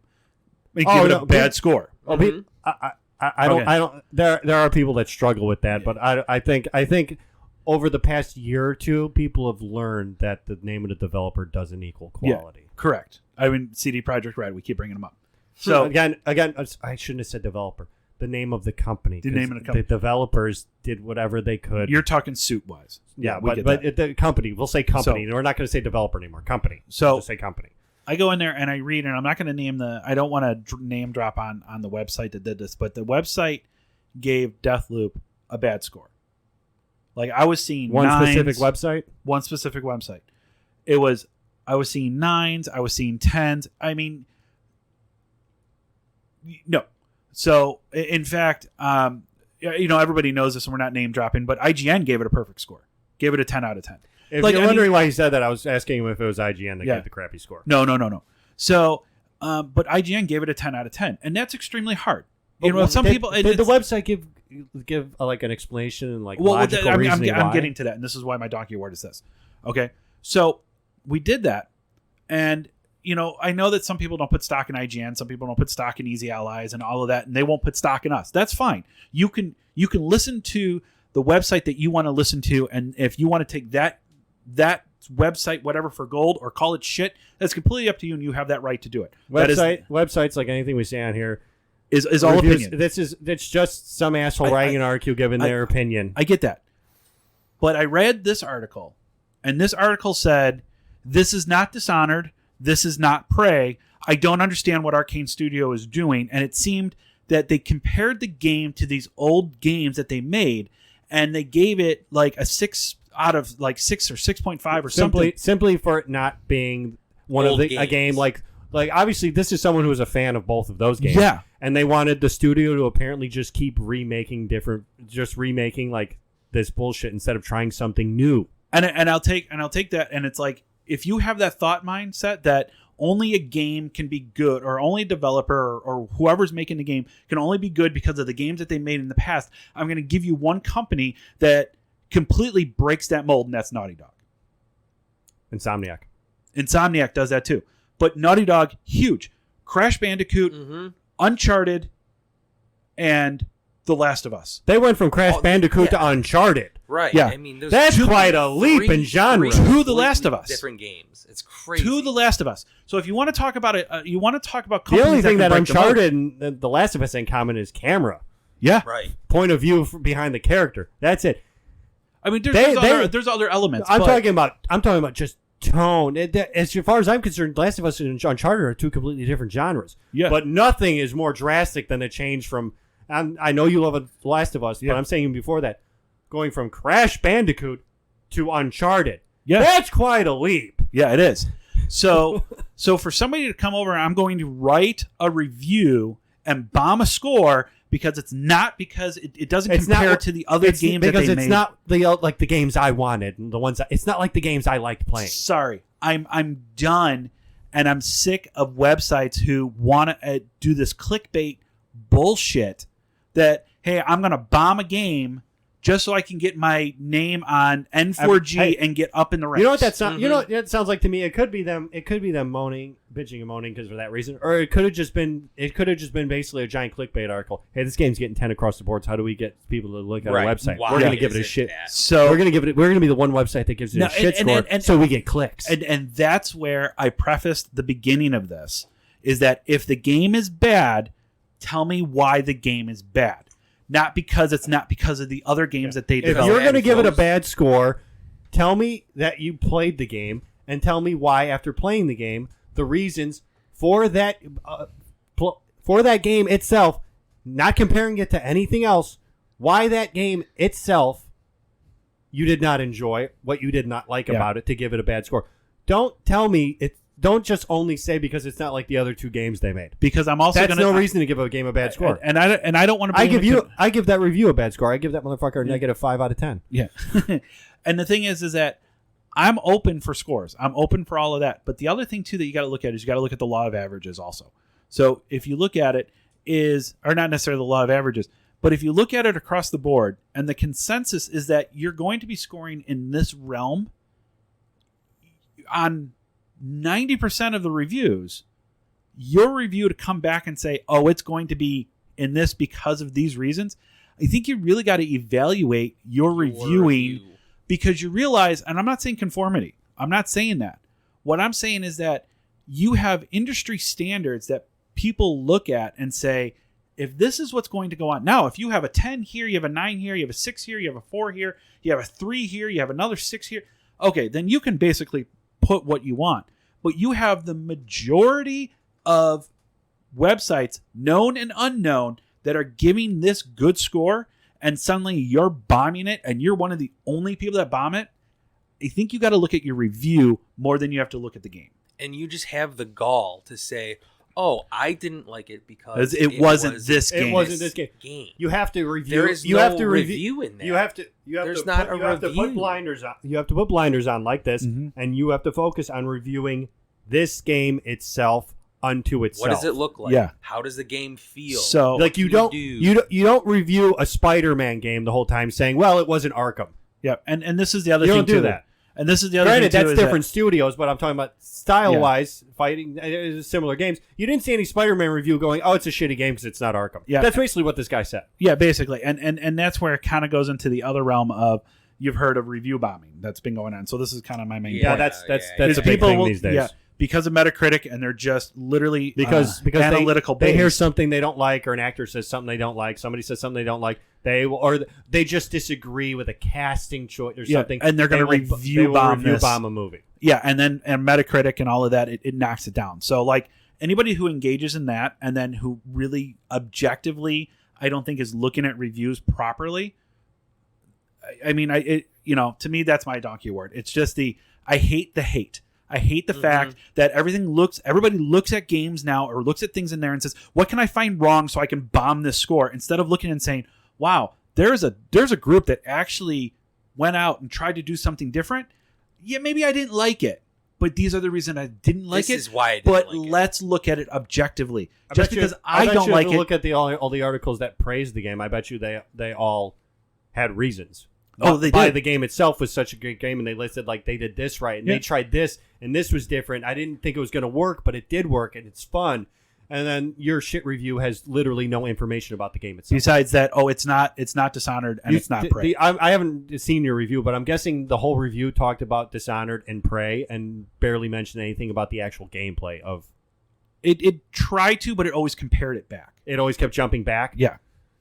And I just couldn't stand my it. opinion, that is not a review. That's an opinion. That is an angry rant of somebody who somebody who just wanted to say crappy stuff for the sake of getting clicks, or somebody who just really wanted another game that's just like Dishonored or Prey, and they were disappointed they weren't getting that, even though they would have known that had they paid attention to the build up to the release of the fucking game. Correct. Even when the developer came out and said, if you're expecting a Dishonored or Prey game, you're not going to like this game. Well, 6 out of 10. So, like, there's where my donkey award comes in. Yes. I know that was long and drawn out, but I think you guys got get the point across.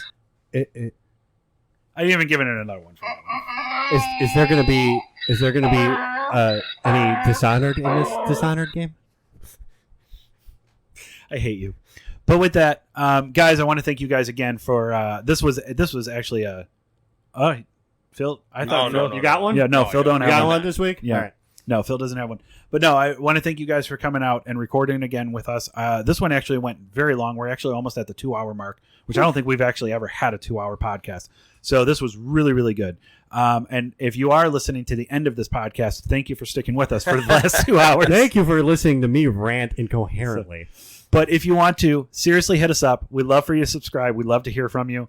That's on Twitter. That's at the Save Point. Hit us up on Twitch, twitch.tv/thesavepointtv. On our Instagram, save_point_podcast.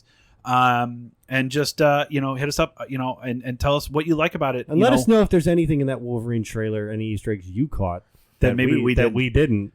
And we'll put that poll on Twitter of what would you be picking right now? As of right now, what would you be picking? Not Xbox versus PlayStation. No, not Xbox versus PlayStation. But what do you feel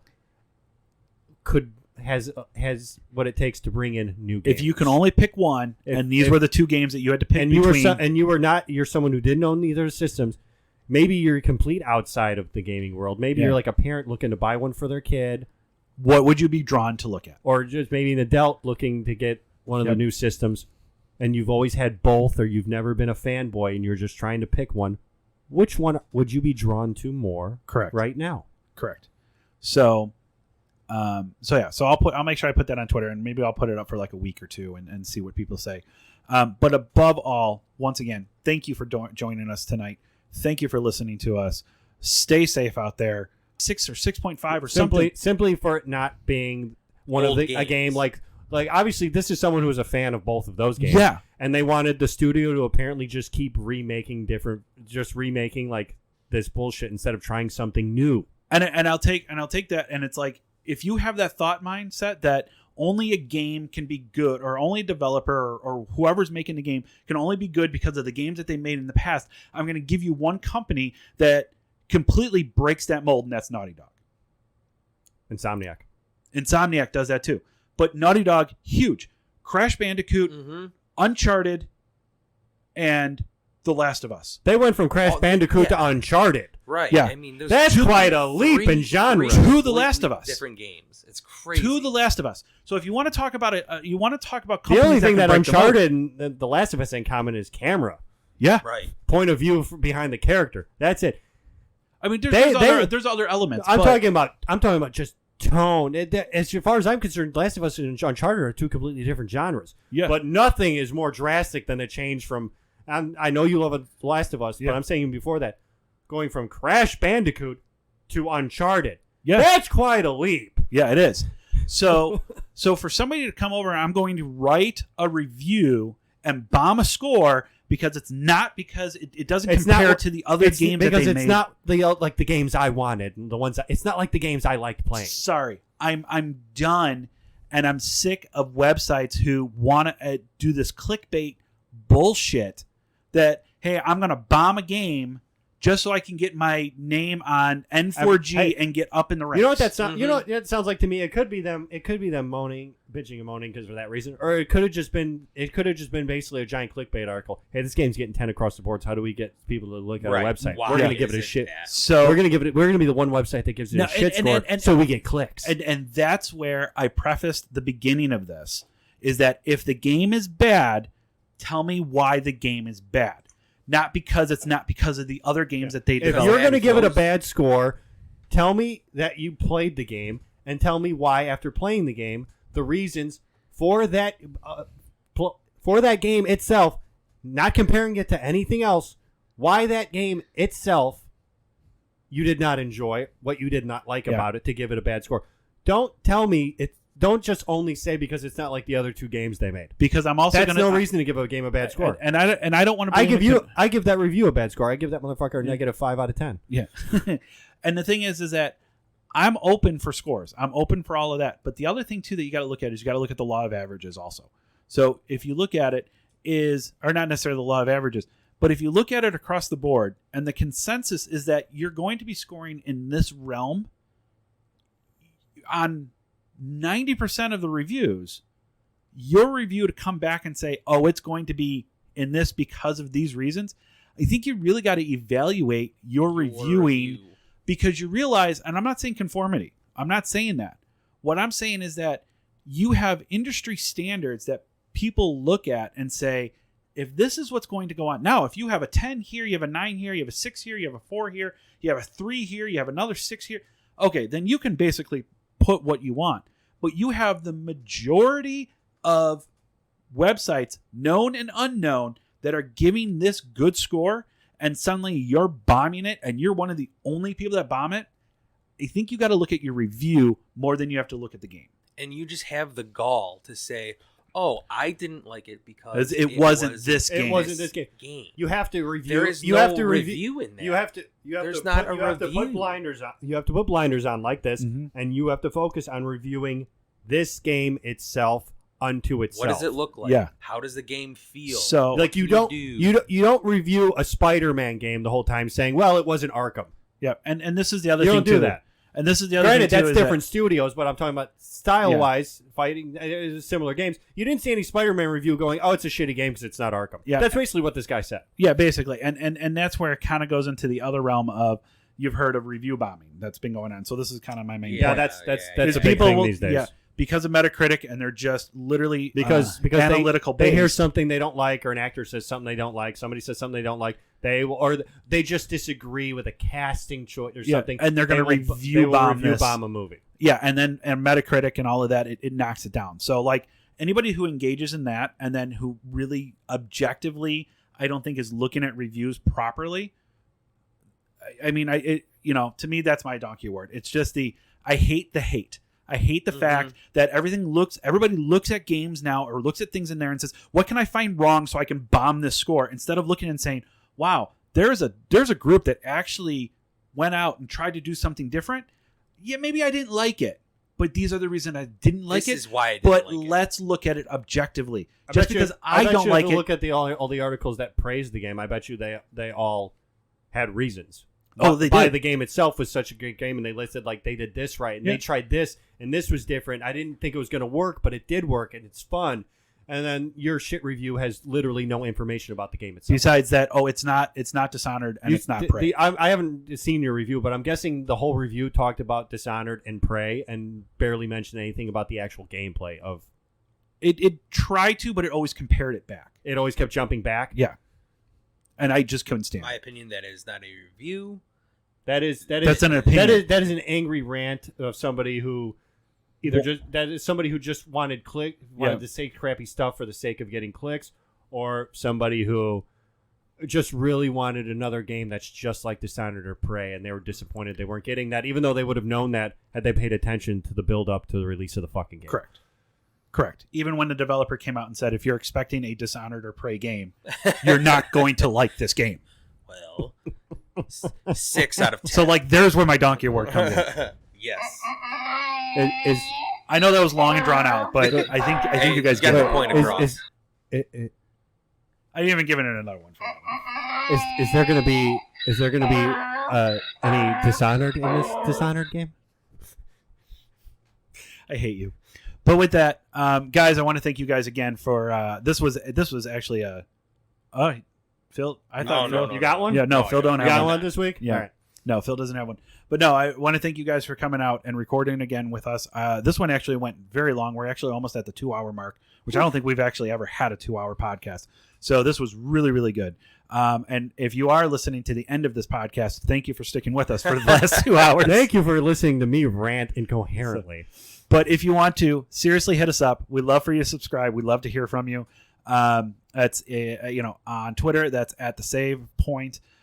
Hit us up on Twitch, twitch.tv/thesavepointtv. On our Instagram, save_point_podcast. And just hit us up, and tell us what you like about it. And let us know if there's anything in that Wolverine trailer, any Easter eggs you caught that maybe we didn't. And we'll put that poll on Twitter of what would you be picking right now? As of right now, what would you be picking? Not Xbox versus PlayStation. No, not Xbox versus PlayStation. But what do you feel has what it takes to bring in new games? If you can only pick one, and these were the two games that you had to pick between, you're someone who didn't own either systems. Maybe you're complete outside of the gaming world. Maybe you're like a parent looking to buy one for their kid. What would you be drawn to look at? Or just maybe an adult looking to get one of the new systems, and you've always had both, or you've never been a fanboy and you're just trying to pick one. Which one would you be drawn to more? Correct. Right now. Correct. So I'll make sure I put that on Twitter, and maybe I'll put it up for like a week or two and see what people say. But above all, once again, thank you for joining us tonight. Thank you for listening to us. Stay safe out there.